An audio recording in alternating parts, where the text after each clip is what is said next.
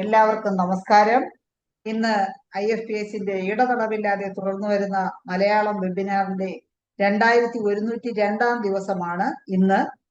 നമ്മോടൊപ്പം അതിഥിയായി എത്തുന്ന ഡോക്ടർ ശിവരാമകൃഷ്ണനാണ്. അദ്ദേഹത്തിന്റെ ഇന്നത്തെ ക്ലാസ് ശ്രവിക്കുന്നതിന് വേണ്ടി സൂം പ്ലാറ്റ്ഫോമിലെത്തിയിട്ടുള്ള എല്ലാ ബഹുമാന്യരായ ഡോക്ടേഴ്സിനെയും ഹോമിയോപ്പതി സ്നേഹികളെയും സ്റ്റുഡൻസിനെയും സ്നേഹപൂർവ്വം ഇന്നത്തെ സെഷനിലേക്ക് സ്വാഗതം ചെയ്യുന്നു. ഒരു നിമിഷം ഈശ്വര പ്രാർത്ഥന. നന്ദി. ഡോക്ടർ ശിവരാമകൃഷ്ണൻ ആണ് ഇന്ന് നമ്മുടെ അതിഥി. ഡോക്ടർ എനിക്ക് ഡിപ്പാർട്ട്മെന്റിൽ ഉള്ളപ്പോഴേ ഡോക്ടർക്ക് എന്നെ അറിയാമെന്ന് അറിയത്തില്ല, ഡോക്ടറിനെ എനിക്ക് നല്ല പരിചയമുണ്ട്. ഡോക്ടർ KGHMO എന്ന സംഘടനയുടെ സംസ്ഥാന സെക്രട്ടറി ആയിട്ടൊക്കെ ഒരുപാട് കാലം സ്റ്റേജിലൊക്കെ നിറഞ്ഞു നിൽക്കുന്നത് കണ്ടിട്ടുണ്ട്. ആ യോഗങ്ങളിലൊക്കെ പങ്കെടുത്തിട്ടുണ്ട്. കൂടാതെ പാലക്കാട് ജില്ലയിൽ ഡോക്ടർ ഒരിക്കൽ ഗസ്റ്റായിട്ട്, എനിക്കൊന്ന് ജില്ലാ സമ്മേളനമാണോ അതേ എന്തുവാന്ന് എനിക്ക് അത്ര ഓർമ്മയില്ല, ഡോക്ടർ ഒരു ഗസ്റ്റായിട്ട് അവിടെ പങ്കെടുത്തു. അത് ഡോക്ടർ ഈ കുട്ടികളെയൊക്കെ ഒരു പുതിയ രീതിയിൽ ഒരു ക്യൂസ് കോമ്പറ്റീഷനൊക്കെ നടത്തി. ഈ ക്യൂസ് കോമ്പറ്റീഷനിൽ ചോദ്യങ്ങൾ ചോദിക്കുകയും അപ്പോഴപ്പോഴും തന്നെ ഡോക്ടർ കുറച്ച് പേനയൊക്കെ കൊണ്ടുവന്ന് ഗിഫ്റ്റായിട്ട് അപ്പോഴപ്പോഴും തന്നെ അത് കൊടുക്കുകയും, അപ്പൊ എൻ്റെ 2 മക്കളും ആ ക്യൂസ് കോമ്പറ്റീഷനിലൊക്കെ പങ്കെടുത്ത് കുറെ പേനയൊക്കെ ഡോക്ടറുടെ കരസ്ഥമാക്കിയൊക്കെ ചെയ്ത നല്ല ഓർമ്മകൾ എനിക്ക് ഇപ്പോഴും ഉണ്ട്. ഡോക്ടർ ഹോമിയോപ്പതി ഡിപ്പാർട്ട്മെന്റിൽ നിന്നും ജില്ലാ മെഡിക്കൽ ഓഫീസറായിട്ടാണ് റിട്ടയർ ചെയ്തിട്ടുള്ളത്. ഡോക്ടർ അതുകൂടാതെ ഡോക്ടർ നല്ലൊരു ഗായകനാണ്. ഏതോ ഒരു നമ്മുടെ ഗ്രൂപ്പില് ഡോക്ടറുടെ ഒത്തിരി ഈ ഗ്രൂപ്പ് മ്യൂസിക്കും വേറെ ഒരു ഡിബറ്റ് സോങ് ഒക്കെ പാടുന്ന പാട്ടുകളൊക്കെ ഈ നമ്മുടെ ഗ്രൂപ്പുകളിലൊക്കെ വന്നു. അത് കേൾക്കാനിടയായി. മികച്ച ഗായകനാണ്. അതുപോലെ അറിവിന്റെ നിറകുടമാണ്. ഒരുപാട് നല്ല അറിവുകൾ ഡോക്ടർ പല ക്ലാസ്സുകളിലും ഒക്കെ മീറ്റിങ്ങുകളിലും ഒക്കെ പങ്കുവയ്ക്കുന്നത് കേട്ടിട്ടുണ്ട്. അതുപോലെ 40 വർഷത്തെ ചികിത്സാ അനുഭവം ഡോക്ടർക്കുണ്ട്. അപ്പൊ ഇന്ന് ഡോക്ടർ എടുക്കുന്ന വിഷയം ബ്രോങ്കിയൽ ആസ്മയും ഹോമിയോപ്പതിയും എന്നുള്ള വിഷയത്തിലാണ് ഇന്ന് ക്ലാസ് എടുക്കുന്നത്. ഏറെ സ്നേഹപൂർവ്വവും ആദരപൂർവ്വവും ഡോക്ടർ ഇന്നത്തെ ക്ലാസ്സിലേക്ക് സ്വാഗതം ചെയ്യുന്നു. ഡോക്ടറെ, നമുക്ക് ക്ലാസ് ആരംഭിക്കാം. Okay, thank you, Dr. Shaila, for your nice words. It is highly motivating. തീർച്ചയായിട്ടും ഇന്ന് മലയാളം സെഷൻ ആണല്ലോ, അപ്പോൾ we did not use English, simply we shall use our local language. എനിക്ക് എന്നെ ഈ പരിപാടിക്ക് ക്ഷണിച്ചതിൽ വളരെ സന്തോഷമുണ്ട്. IFPH ഞാൻ നേരത്തെ ഇതുപോലെ പങ്കെടുത്തിട്ടുണ്ടായിരുന്നു. ഡോക്ടർ ധനേഷ് ആണ് എന്നെ കോൺടാക്ട് ചെയ്തത്, അല്ലെ? ഡോക്ടർ ധനേഷ് ഇതിന്റെ കോർഡിനേറ്റർ ആണെന്ന് തോന്നുന്നു, ശരിയല്ലേ? Yes. Okay, doctor. Thank you very much for this opportunity, for your kindness, as well as I would like to thank Dr. Manoj Kumar, who advised me for this program. Anyway, thank you very much. നമ്മുടെ 1 hour വളരെ രസകരമായിട്ട് കൊണ്ടുപോകണമെന്നാണ് എൻ്റെ ആഗ്രഹം. As A JC trainer നമുക്കൊരു radio talk പോലെ അല്ലാതെ interactive സെഷനാണ് എപ്പോഴും ആഗ്രഹിക്കാറുള്ളത്. നമ്മളെപ്പോഴും കൊടുക്കൽ വാങ്ങൽ എന്നുള്ള രീതിയിൽ വന്നിട്ട് എല്ലാവരും പാർട്ടിസിപ്പേറ്റ് ചെയ്തുകൊണ്ടുള്ള, പക്ഷേ ഇതുപോലത്തെ വെബിനാറിൽ നമുക്ക് അങ്ങനെ ഒരു ചർച്ചയിലൂടെ ഒന്ന് കൊണ്ടുപോകാൻ കഴിയാത്ത ഒരു സാഹചര്യം ഉള്ളത് കൊണ്ട് let us talk the modalities of asthma, അതിന് ഫീസിബിലിറ്റി ഓഫ് ഹോമിയോപ്പതി ട്രീറ്റ്മെന്റ്. അതായത് എൻ്റെ 40 വർഷത്തെ അനുഭവത്തിൽ ആദ്യമേ എനിക്ക് പറയാനുള്ളത്, ഞാനൊരു ക്ലാസിക്കൽ പ്രിസ്ക്രൈബർ അല്ല എന്നുള്ളതാണ്. പക്ഷെ once I was working at the homoeopathy medical college at that time in the year 1986 to 91. At that time, my subject were organ material therapeutics and as well as practice of medicine. അപ്പോൾ ആ സമയത്തൊക്കെ വന്നിട്ട് ഭയങ്കര ഒരു fundamentalist ഹോമിയോപ്പതിസ്റ്റ് ആയിരുന്നു. അതായത് വന്നിട്ട് ഇങ്ങനെ സിമ്പിൾ റെമഡി ഉപയോഗിക്കണം, അതുപോലെ there is no surrogation, അങ്ങനെ മയാസ്മെറ്റിക് അപ്രോച്ച്, അപ്പോൾ കോൺസ്റ്റിറ്റ്യൂഷണൽ അപ്രോച്ച് എന്നൊക്കെ പറഞ്ഞാൽ അങ്ങനെയൊക്കെ വളരെ ഫണ്ടമെന്റലിസ്റ്റ് മനോഭാവമായിരുന്നു. അന്ന് ഞാൻ ഇന്റേൺഷിപ്പ് സമയത്തൊക്കെ അന്നത്തെ CMO ഒരേ 2-3 മരുന്നുകളൊക്കെ വന്നിട്ട് അദ്ദേഹം പ്രിസ്ക്രൈബ് ചെയ്യുമ്പോഴൊക്കെ ഞാൻ അദ്ദേഹത്തിനോടൊക്കെ സംസാരിച്ചിട്ടുണ്ടായിരുന്നു. അപ്പോൾ അങ്ങനെ റിലേഷൻഷിപ്പ് ഒക്കെ സ്ട്രെയിൻഡ് ആയിട്ടുണ്ടായിരുന്നു. അപ്പോൾ അത്തരത്തിലുള്ള വിഷയങ്ങൾ അദ്ദേഹം എന്നോട് പറഞ്ഞു. അത് ഡോക്ടർ ഇന്ന് ഉള്ള ആവേശത്തിൽ അതൊക്കെ പറയും, നാളെ ഇതുപോലൊക്കെ തന്നെ ചെയ്യേണ്ടി വരും, നല്ല തിരക്കുള്ള ഒരു പ്രാക്ടീഷണറായിട്ട് മാറുകയാണെങ്കിൽ എന്നൊക്കെ അന്ന് പറഞ്ഞിരുന്നു. അപ്പൊ എനിവേ ഞാൻ ഒരിക്കലും പുതിയ നമ്മുടെ ന്യൂ കമേഴ്സ് ആയിട്ടുള്ള നമ്മുടെ ഡോക്ടർമാർ ഒരിക്കലും മിസ്ലീഡ് ചെയ്യുന്നില്ല. എനിക്ക് വേറൊരു അനുഭവത്തിൽ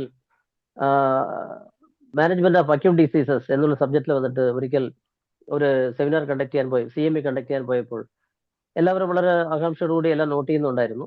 അപ്പോൾ ഒരു സീനിയർ ആയിട്ടുള്ള ഒരു ഡോക്ടർ എന്നോട് അഡ്വൈസ് ചെയ്തു, കുട്ടികൾ ഡോക്ടർ ഇങ്ങനെ മിസ്ലീഡ് ചെയ്യരുത്, അവരൊക്കെ വന്ന് പഠിച്ചു വരേണ്ടവരാണ്, അവര് പഠിച്ച രീതിയിൽ തന്നെ വന്നിട്ട് എല്ലാ ഉൾക്കൊണ്ടുകൊണ്ട് ഓർഗനാൻ തിയറിയൊക്കെ വന്നിട്ട് ഫോളോ ചെയ്തുകൊണ്ട് ആ ഒരു സ്ട്രിക്റ്റ് ഹോമിയോപ്പതിക് അപ്രോച്ചിൽ വേണം അവർ ഡയഗ്നോസിസ് ചെയ്യേണ്ടത്. Homeopathic diagnosis, homeopathic medicine selection പ്രോട്ടോക്കോളൊക്കെ അവർ കൃത്യമായിട്ട് പാലിച്ചുകൊണ്ട് അവർ വരേണ്ടതാണ്. ആദ്യമേ ഷോർട്ട് കട്ടിലേക്ക് വന്നിട്ട് അവർ തള്ളിവിടരുത്, അത് വളരെ ആപത്താണ്.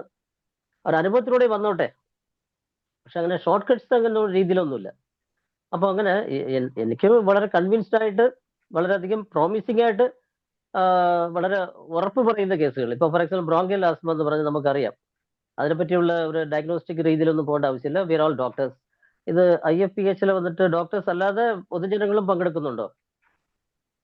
പൊതുജനങ്ങളില്ല, കുറച്ച് ഹോമിയോപ്പതി സ്നേഹികൾ കുറച്ച് ആരെങ്കിലും ഒക്കെ കാണും, കുറച്ച് പേര് ഉണ്ടാവും. അപ്പൊ അപ്പൊ അത് ഞാനിപ്പോ നോക്കുമ്പോ ഒരു 35 പേരാണ് പങ്കെടുത്തുകൊണ്ടിരിക്കുന്നത്. അതിൽ ഞാൻ നോക്കിയപ്പോ ഡോക്ടേഴ്സ് കൂടാതെ 4-5 പേരാണ് മറ്റുള്ള ഹോമിയോപ്പതി സ്നേഹികളായിട്ടുള്ള ആളുകൾ. മെഡിക്കൽ ടേംസ് എല്ലാരും ഡോക്ടർ ഒന്നും അടിച്ചിട്ടില്ല സാറേ, അതുകൊണ്ടാണ് ഇതിലേ ആയിരിക്കാം. അപ്പൊ അങ്ങനെയാണെങ്കിൽ മെഡിക്കൽ ടെക്നിക്കൽ വേർഡ്സ് അധികം ഉപയോഗിക്കുന്നതിൽ തെറ്റൊന്നുമില്ലല്ലോ. അത് ഇല്ല, ടെക്നിക്കൽ സൈഡ് എല്ലാവർക്കും അറിയാം സാർ, അത് പറയാം. ഓ റൈറ്റ്. അതന്നെ അത് നമ്മൾ പറയുമ്പോൾ പലപ്പോഴും ഇൻട്രിൻസിക് എക്സ്ട്രിൻസിക് ആസ്മ എന്നൊക്കെ പറഞ്ഞു കളയും. അത് നമ്മൾ ഹോമിയോപ്പതി തെറാപ്പറ്റിക്സ് ആണ് നമ്മളിപ്പോൾ നോക്കാൻ പോകുന്നത്, നമ്മുടെ അനുഭവങ്ങളാണ് പങ്കുവെക്കാൻ പോകുന്നത്. എങ്കിലും അങ്ങനെ വാക്കുകൾ ഉപയോഗിക്കുമ്പോൾ അതിന് മലയാളം കണ്ടുപിടിക്കാനൊക്കെ ബുദ്ധിമുട്ടാവും. അത് ആമ ടെംലിയൻ.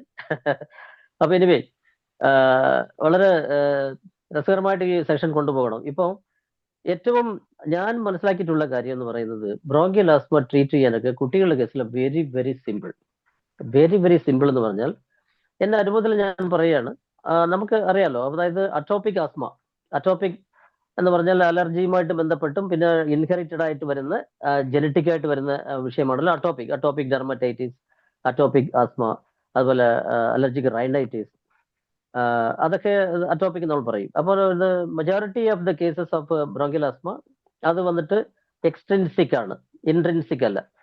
അപ്പൊ ഇൻട്രിൻസിക് എന്ന് പറയുമ്പോൾ അത് അലർജി ബേസ് ഒന്നും ഉണ്ടാകണമെന്നില്ല, അത് എക്സസൈസ് കൊണ്ടും മറ്റുള്ള പല കാരണങ്ങൾ കൊണ്ടും പല ഇൻഫെക്ഷൻസ് കൊണ്ടും വരുന്നതാണ് ഇൻട്രിൻസിക് ആസ്മ. എക്സ്ട്രിൻസിക് എന്ന് പറയുമ്പോൾ ടിപ്പിക്കലി അലർജിക് ആസ്മയാണ്. അപ്പൊ നമ്മളെപ്പോഴും ബ്രോങ്കിയൽ ആസ്മ, ഇപ്പൊ തന്നെ നമ്മുടെ ഹെഡിങ്ങിലെ ബ്രോങ്കിയൽ ആസ്മ എന്നല്ലേ നമ്മൾ ഡിഫൈൻ ചെയ്തിരിക്കുന്നത്. നമ്മൾ ആസ്മ എന്ന് നമ്മൾ ഒരിക്കലും പറയാറില്ല, അതൊരു കൊളോക്കിയൽ വേർഡാണ്. We have to specify bronchial asthma. അപ്പൊ അങ്ങനെ വരുമ്പോൾ കുട്ടികളുടെ കേസിലാണല്ലോ വന്നിട്ട് ഇങ്ങനെ അറ്റോപിക് ആസ്മ കുട്ടികളിൽ ഒരു 12 വയസ്സ് വരെയുള്ള കുട്ടികൾക്കാണ് ഇത് അധികം കാണാറുള്ളത്. പിന്നെ 20 വയസ്സ് കഴിഞ്ഞുള്ള വിമൻ, അപ്പം കുട്ടികളിലും ആൺകുട്ടികൾക്കാണ് ഇത് കൂടുതൽ സാധ്യതയുള്ളത് എന്നൊക്കെ നമുക്കറിയാം. അതല്ല നമ്മുടെ വിഷയം. We are well versed about our diagnostic tools and all the details of the disease and everything. Simply we are going to the practical approach, how we have to face the bronchial asthma, how we can make a cure. അപ്പൊ അതില് എന്റെ അനുഭവം മാത്രമാണ് ഞാൻ പങ്കുവെക്കുന്നത്, മറ്റുള്ള രീതിയിലൊന്നുമല്ല. അപ്പോൾ എനിക്ക് ഏറ്റവും പ്രധാനപ്പെട്ട ഡ്രഗ് എന്ന് പറഞ്ഞാൽ കൽക്കരിയ കാർബാണ്. അത് ഞാൻ എനിക്കത് പറയുമ്പോഴേ ഭയങ്കര രോമാഞ്ചമാണ്. കാരണം കൽക്കരിയ കാർബ് വച്ചിട്ടാണ് 100%, ഞാനിപ്പോ 6 മാസത്തെ ട്രീറ്റ്മെന്റ് കൊണ്ട് കുട്ടികളിൽ വരുന്ന ബ്രോങ്കിയൽ ആസ്മ അപ്പോൾ 12 years ഓഫ് നമുക്കൊരു കൺവീനിയൻസ് എന്താണെന്ന് പറഞ്ഞാൽ, ഒരു 30% ഓഫ് ബ്രോങ്കിയൽ ആസ്മ കേസസ്, അതായത് ജനിച്ച ഒരു 6 മാസം കൊണ്ട് തുടങ്ങുന്ന, അതായത് ഇൻഹെറിറ്റഡ് ആയിട്ട് വരുന്ന അച്ഛനോ അമ്മയ്ക്കോ 2 പേരിൽ ആർക്കെങ്കിലും ഒരാൾക്ക് അറ്റോപിക് ഡെർമറ്റൈറ്റിസ് ഉണ്ടായിട്ടുണ്ടാകാം, എക്സിമ ഉണ്ടായിട്ടുണ്ടാകാം, അവർക്ക് 2 പേരിൽ ഒരാൾക്ക് ഒരുപക്ഷെ വന്നിട്ട് ബ്രോങ്കിയൽ ആസ്മ തന്നെ ഉണ്ടായിട്ടുണ്ടാകാം, അല്ല അലർജിക് റൈനൈറ്റിസ് ഉണ്ടായിട്ടുണ്ടാകാം. അല്ലാതെ അവരുടെ ഇൻഹെറിറ്റഡ് ആയിട്ടുള്ള അവരുടെ ബ്രദേഴ്സിന്, അച്ഛൻ്റെ അമ്മയുടെ ബ്രദേഴ്സിന്, എന്നിട്ട് അവരുടെ മുൻഗാമികൾക്കൊക്കെ, അപ്പൂപ്പൻ അമ്മൂമ്മ, അപ്പൊ അത് ആ ജീൻ തന്നെ വരുന്നതാണല്ലോ. ആ ജീൻ എപ്പോഴാണ് ഉണരുന്നതെന്ന് നമുക്ക് പറയാൻ പറ്റില്ല. അപ്പൊ ജീന് കുട്ടികൾക്ക് ഒരു 2 പേർക്കും, പേരൻസിന്, both of the parents having bronchial asthma or atopic dermatitis or allergic dermatitis, otherwise allergic rhinitis, the children will be about 50 to 60% of the children will be getting the disease by inheritance.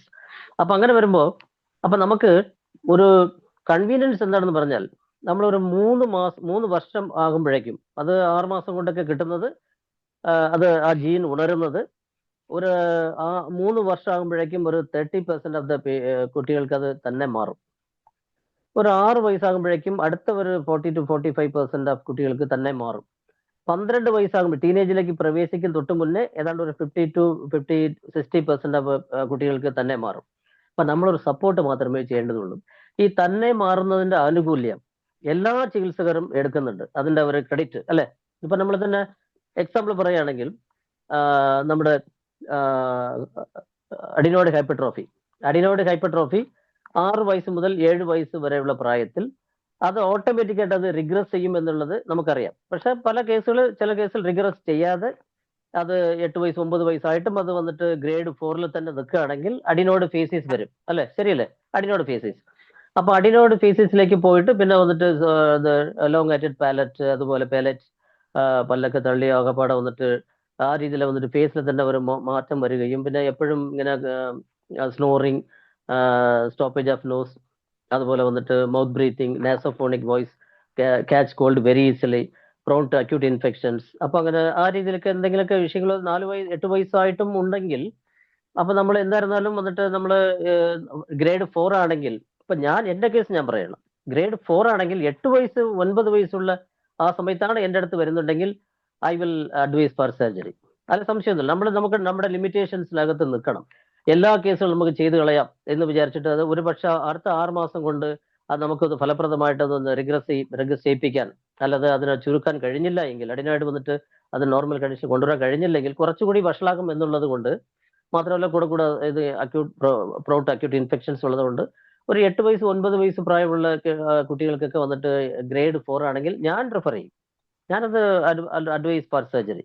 അത് ഇപ്പൊ എന്നെ ആര് കുറ്റപ്പെടുത്തിയാലും എനിക്കത് വിഷയമില്ല. അത് എന്റെ ഇത്രയും കാര്യങ്ങൾ നമുക്ക് നമ്മുടെ ലിമിറ്റേഷൻസിൽ നിന്നുകൊണ്ടാണ് നമ്മൾ എപ്പോഴും വന്ന് നമ്മുടെ പെരുമകൾ, നമ്മുടെ സ്ട്രെങ്ത് ഒക്കെ നമ്മൾ കാണേണ്ടതും നമുക്കുള്ള ലിമിറ്റേഷൻസ് ഒക്കെ നമ്മൾ അംഗീകരിക്കാനുള്ള മനോഭാവം നമുക്ക് ഉണ്ടായിരിക്കണം എന്നുള്ളതാണ് ഏറ്റവും പ്രധാനപ്പെട്ടത്.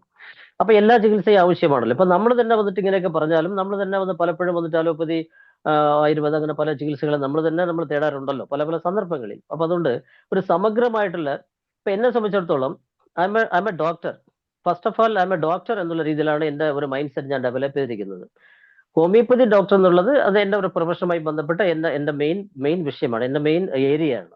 പക്ഷെ ആസ് എ ഡോക്ടർ എന്നുള്ള രീതിയിലും അതിന്റെ എല്ലാ രീതിയിലുമുള്ള ഒരു കോമ്പിറ്റന്റ് ആയിട്ടുള്ള ഒരു ഡോക്ടറുടെ ഒരു നോളജ്, ആ ഡോക്ടറുടെ രീതിയിലായിട്ടുള്ള ഒരു മനോഭാവവും, ഒരു ഡോക്ടർ എന്നുള്ള രീതിയിലുള്ള എല്ലാ ഡോക്ടർ ഇൻ ആൾ സെൻസ്, ആ രീതിയിലുള്ള നമ്മുടെ ബോഡി ലാംഗ്വേജും നമ്മുടെ നോളജും നമ്മുടെ പെരുമാറ്റവും ഇടപെടലും ആ രീതിയിലായിരിക്കണം നമ്മുടെ. അതുപോലെ വന്നിട്ട് നമ്മൾ പല സന്ദർഭങ്ങളിൽ ഒരു ഡോക്ടർ ചെയ്യേണ്ട കർത്തവ്യം, കടമകളൊക്കെ നിർവഹിക്കേണ്ട രീതിയിലുള്ള നമ്മൾ വളരെ കോമ്പിറ്റന്റ് ആയിരിക്കണം എല്ലാ കാര്യത്തിലും. ഒരു അക്യൂട്ട് മാനേജ്മെന്റ് പോലും പെട്ടെന്ന് ഒരു എമർജൻസി സിറ്റുവേഷൻ, ഒരു ആക്സിഡന്റ്, അല്ല ഒരു അലാമിങ് സിറ്റുവേഷൻ വരുമ്പോഴും ലേമൻ അല്ല, നമ്മൾ ഡോക്ടേഴ്സ് ആണ്. അപ്പൊ ആ രീതിയിൽ നമ്മൾ കോമ്പിറ്റന്റ് ആയിരിക്കണം. അതിന് എന്തെല്ലാം ട്രെയിനിങ് കിട്ടണമോ അതെല്ലാം നമ്മൾ നേടിയെടുക്കുകയും ചെയ്യണം. അത് മറ്റൊരു കാര്യം. അപ്പൊ അങ്ങനെ വരുമ്പോൾ ഇപ്പൊ അഡിനോയിഡിനെ പറ്റി പറയുമ്പോൾ 6 വയസ്സാകുമ്പോഴേക്കും ഓട്ടോമാറ്റിക്കലി അത് റിഗ്രസ് ചെയ്യും. അപ്പൊ അതിന്റെ ആനുകൂല്യങ്ങൾ നമ്മൾ എടുക്കുകയാണ്. അതിന്റെ ആനുകൂല്യങ്ങൾ എല്ലാ സിസ്റ്റത്തിലുള്ള ഡോക്ടർമാരും അത് അവൈൽ ചെയ്യാറുണ്ട്. അതേസമയം നമ്മൾ ഒരു ചികിത്സയെ കുറ്റപ്പെടുത്തുന്നതല്ല. അത് ഇപ്പൊ നമ്മുടെ അടുത്ത് വരാതെ ഒരു പീഡിയാട്രീഷ്യൻ അടുത്താണ് ഒരു അഡിനോയിഡ് ഗ്രേഡ് 4 ആയിട്ടുള്ള ഹൈപ്പർട്രോഫി ആയിട്ട് 80% എബോവ് ഉള്ള ആ ഒരു സിറ്റുവേഷനിൽ സ്നോറിംഗ് ഉണ്ട്, അതുപോലെ വന്നിട്ട് മൂക്കടപ്പുണ്ട്, നാസൽ കഞ്ചഷൻ ഉണ്ട്, മൗത്ത് ബ്രീത്തിങ് ഉണ്ട്, പ്രോൺ ടു അക്യൂട്ട് ഇൻഫെക്ഷൻസ് ഉണ്ട്, വെയിറ്റ് ലോസ് ഉണ്ട്. അപ്പൊ ആ സിറ്റുവേഷനിലൊക്കെ വന്നിട്ട് പീഡിയാട്രീഷ്യന് പോവുകയാണെങ്കിൽ അപ്പോൾ എന്ത് ചെയ്യും, എന്തെങ്കിലുമൊക്കെ വന്നിട്ട് നാസൽ സ്പ്രേയും മറ്റു കാര്യങ്ങളൊക്കെ കൊടുത്ത് അത് ശരിയായിക്കൊള്ളും എന്ന് പറയും.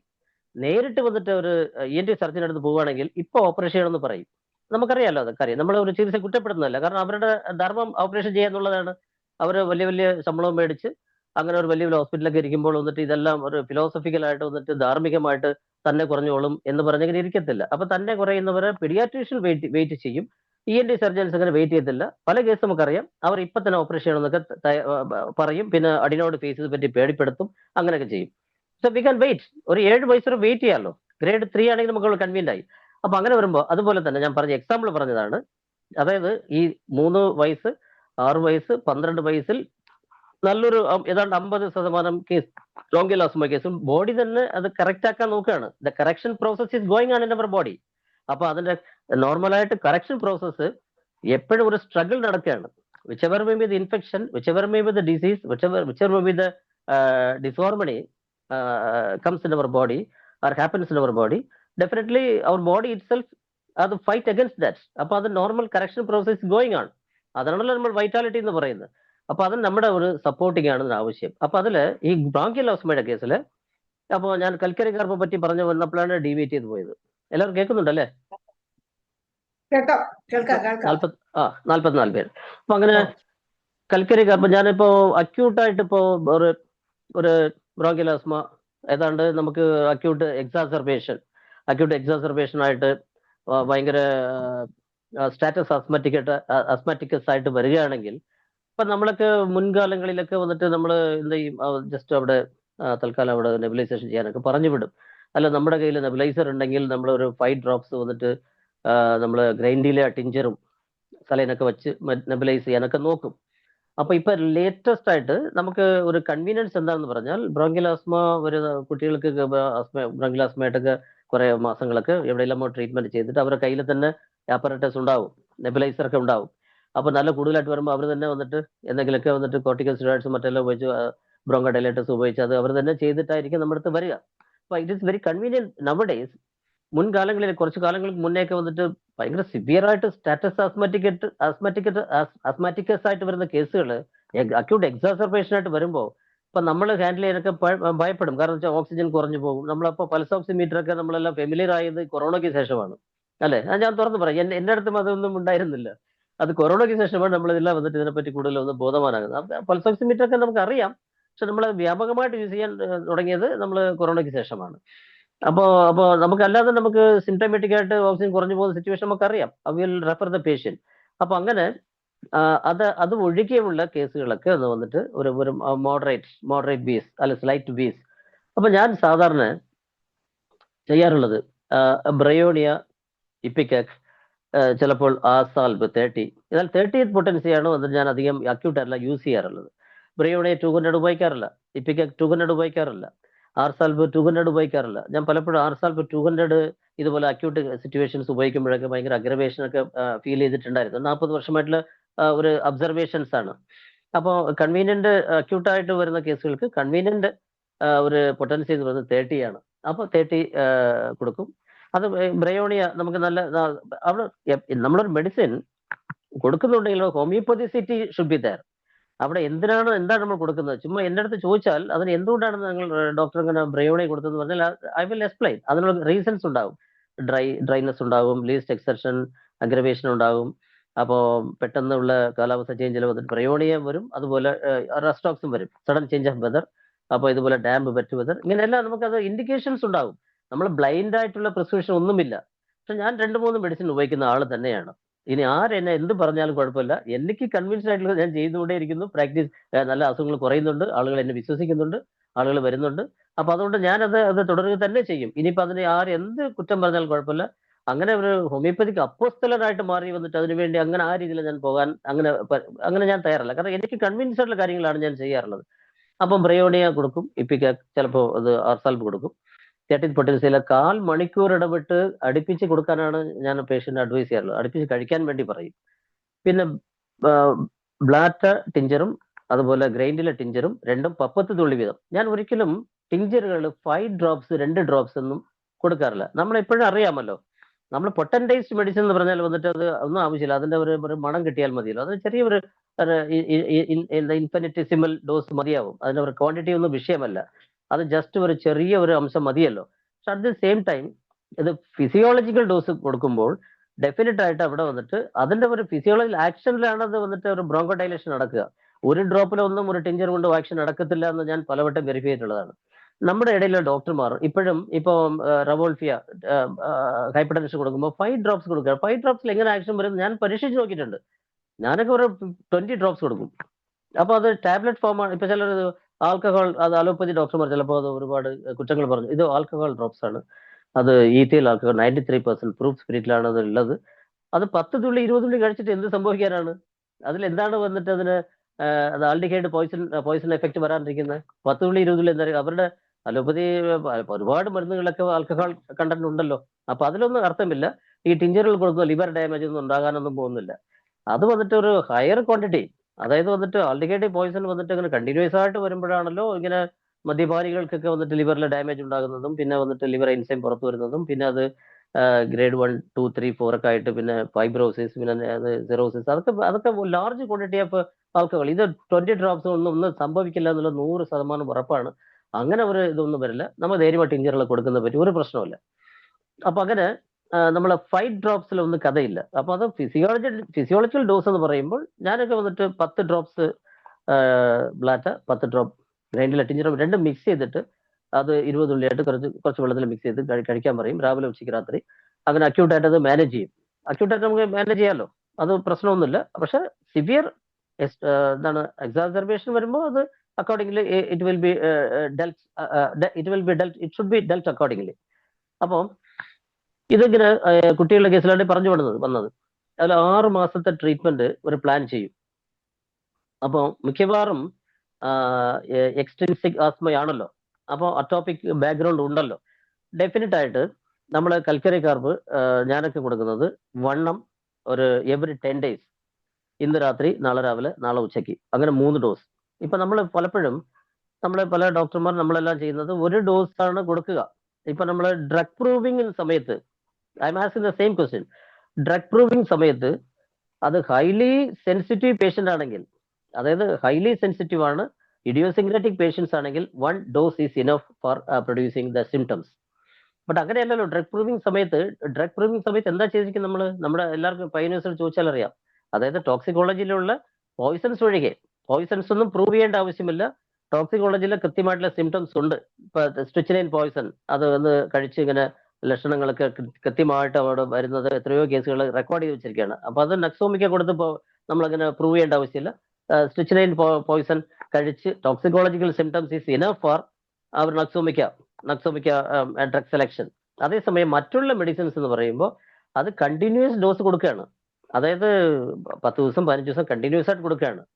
അത് വിവിധ പൊട്ടൻഷ്യസ് കൊടുക്കുകയാണ്, പല ഏജ് ഗ്രൂപ്പിലുള്ള ആൾക്കാർ കൊടുക്കുകയാണ്. അതുപോലെ വന്നിട്ട് പല കോൺസ്റ്റിറ്റ്യൂഷനുള്ള ആളുകൾ കൊടുക്കുകയാണ്. അങ്ങനെ കൊടുത്തല്ലേ ഡ്രഗ് പ്രൂവിംഗ് നടത്തിയിരിക്കുന്നത്. ഒരു ഡോസ് കൊണ്ട് അങ്ങനെ തട്ടി ഉണർത്താൻ പറ്റുമോ? അതാണ് അത് വളരെ ഹൈലി സെൻസിറ്റീവ് ആയിട്ടുള്ള പേഷ്യന്റ് ആണെങ്കിൽ അത് അവരുടെ സെലക്ഷൻ ഈസ് എക്സാക്ട് സിമിലിമം ആണെങ്കിൽ exact similimum, most similimum, partially similimum and somewhat similimum അങ്ങനെയൊക്കെ വരുമ്പോൾ അതിനെ വന്നിട്ട് അത് നമുക്കറിയാലോ അതിന്റെ അത് സ്പീഡ് ഓഫ് റിക്കവറി അല്ല സ്പീഡ് ഓഫ് ഡ്രഗ് ആക്ഷൻ നമുക്കറിയാം. എക്സാക്ട് സിമിലിമം ആണെങ്കിൽ വിതിൻ മിനിറ്റ്സും in the case of acute disease and exact അതായത് മോസ്റ്റ് സിമിലിമം എന്ന് പറയുന്നത് എക്സാക്ട് സിമിലിമാണ്. അതാണെങ്കിൽ within days in the case of chronic disease that we know. വളരെ ഞാൻ പറയേണ്ട ആവശ്യമില്ല. അപ്പൊ പലപ്പോഴും നമുക്ക് വരുന്ന കേസുകൾ എക്സാക്ട് അല്ലാതെ മോസ്റ്റ് സിമിലിമാണോ അതങ്ങനെ ആയിരിക്കണം നിർബന്ധമുണ്ടോ? പലപ്പോഴും വന്നിട്ട് സംവാട്ട് സിമിലർ ആ രീതിയിലാണ് കേസുകൾക്ക് വരിക. അതുകൊണ്ട് ഒരു ഡോസ് കൊണ്ടൊന്നും എനിക്കിത് തൃപ്തി വരില്ല. ഞാനിങ്ങനെ കണ്ടിന്യൂസ് ഡോസുകൾ കൊടുക്കും. അത് കൺവീൻഡ് ആയിട്ടുള്ള പൊട്ടൻസി 30th ആണ് ഇങ്ങനെ അക്യൂട്ട് ആയിട്ടുള്ള കൊടുക്കുമ്പോൾ. അപ്പൊ അങ്ങനെ ഇപ്പൊ ബ്രയോണി, ഇപ്പിക്കക്, ആർസാൽബ് ഇതെല്ലാം ഞാൻ ചിലപ്പോൾ ഇത് ഒരുമിച്ച് അത് ചെറിയ ഗ്യാപ്പിൽ കൊടുത്തെന്ന് വരും. കൊടുത്തിട്ട് അത് അക്യൂട്ടെല്ലാം മാനേജ് ചെയ്ത ശേഷം ബാക്ക്ഗ്രൗണ്ട് എന്തായിരുന്നാലും എക്സ്ട്രിൻസിക് ആണല്ലോ most of the case. In the case of children, first of all we are dealing with the children's asthma. അങ്ങനെ വരുമ്പോൾ ഉറപ്പായിട്ട് കൽക്കരി കാർബ് വലിയ ആൾക്കാർക്കാണെങ്കിലും കൽക്കരി കാർബ് കോൺസ്റ്റിറ്റ്യൂഷൻ ഉണ്ടെങ്കിൽ, കൽക്കരി കാർബ് കോൺസ്റ്റിറ്റ്യൂഷൻ ഇല്ലാത്ത ആൾക്ക് എങ്ങനെ കൽക്കരി കാർബ് കൊടുക്കാൻ പറ്റുക? വളരെ കച്ചക്ഷിയ അല്ല ലീൻ തിൻ സ്പയർ സബ്ജക്റ്റ് ആണെങ്കിൽ ഉറപ്പായിട്ട് അവിടെ നമുക്ക് അതിന് സ്യൂട്ടബിൾ ആയിട്ടുള്ള ഫോസ്ഫറസ് അല്ലെങ്കിൽ ബെസിലിനം, ട്യൂബർക്കുലിനം അങ്ങനത്തെ മരുന്നുകളാണ് ഇന്റർകറന്റ് ആയിട്ട് കൊടുക്കുക. പക്ഷെ കൽക്കരി കുട്ടികളുടെ കേസിൽ വന്നിട്ട് മിക്കവാറും വന്നിട്ട് അവർക്ക് തലവിയർപ്പുണ്ടാവും, മൂടി പതിക്കാൻ സമ്മതിക്കത്തില്ല, ഡ്രസ്സ് ഇടുന്ന താല്പര്യമില്ല, എപ്പോഴും കാറ്റ് വേണം. അത് എ സിയിൽ ഇട്ടാൽ തന്നെ വന്നിട്ട് കുട്ടികൾ ഇട്ടാൽ തന്നെ വന്നിട്ട് അവർ ഉടുപ്പിടത്തില്ല. They cannot tolerate heat.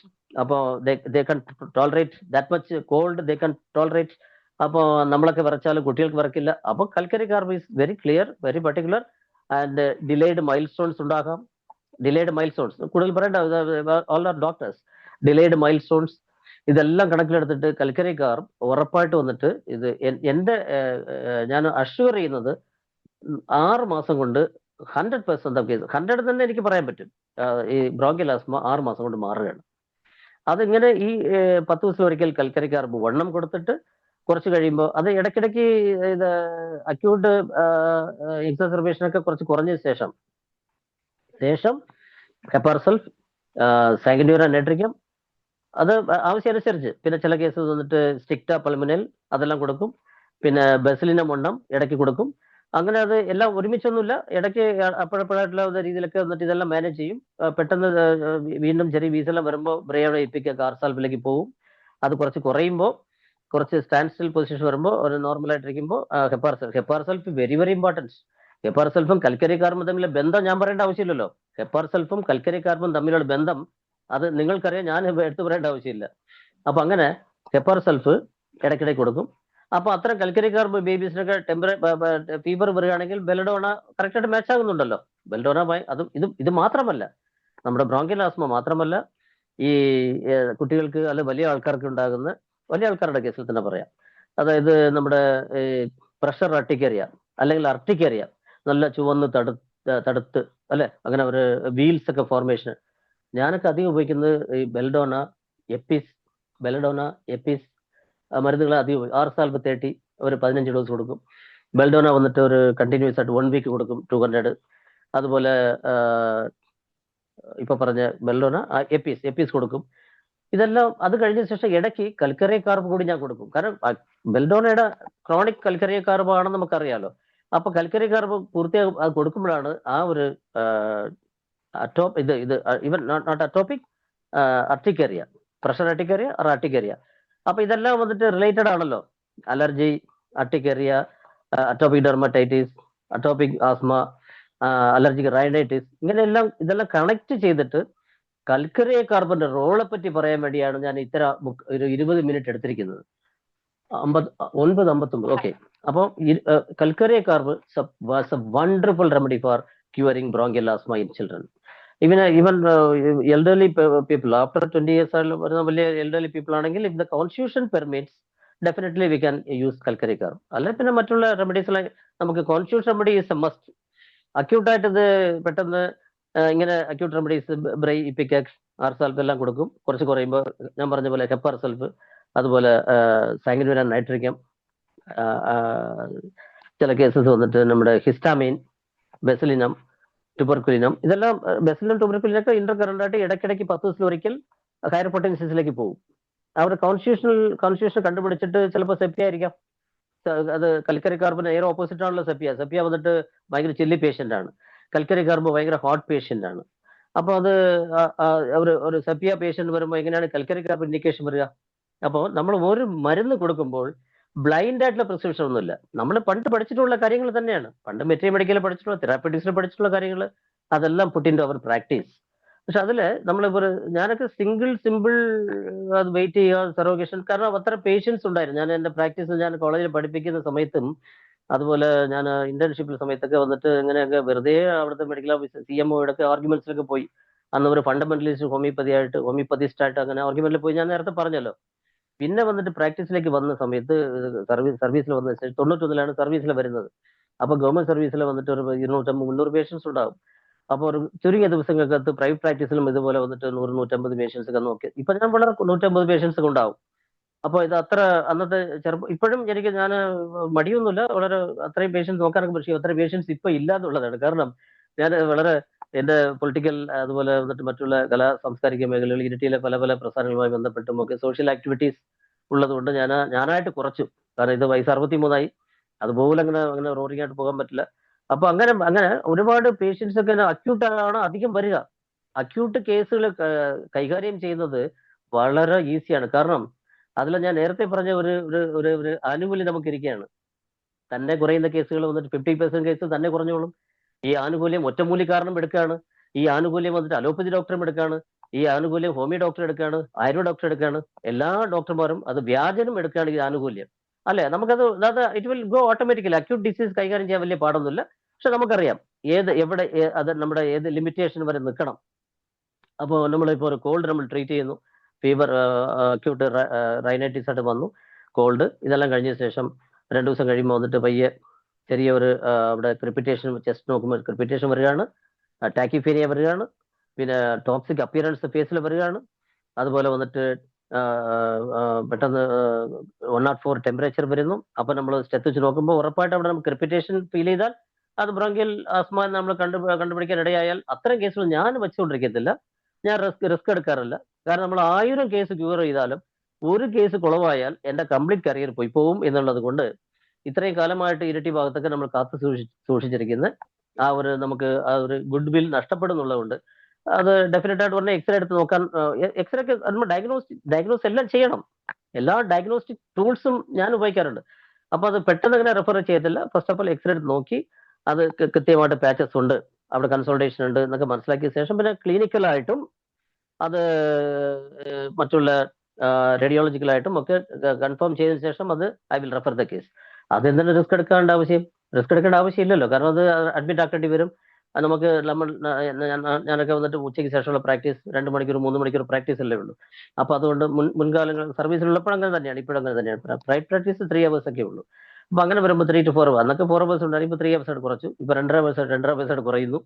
അപ്പൊ അങ്ങനെ നമ്മൾ റിസ്ക് എടുക്കേണ്ട ആവശ്യമില്ല. അപ്പൊ അങ്ങനെ അത്തരം കേസുകളൊക്കെ വന്നിട്ട് നമ്മൾ അറിഞ്ഞു കഴിഞ്ഞാൽ we will refer the case. മറ്റപടി നമ്മൾ വീണ്ടും വിഷയത്തിലേക്ക് വരികയാണ്.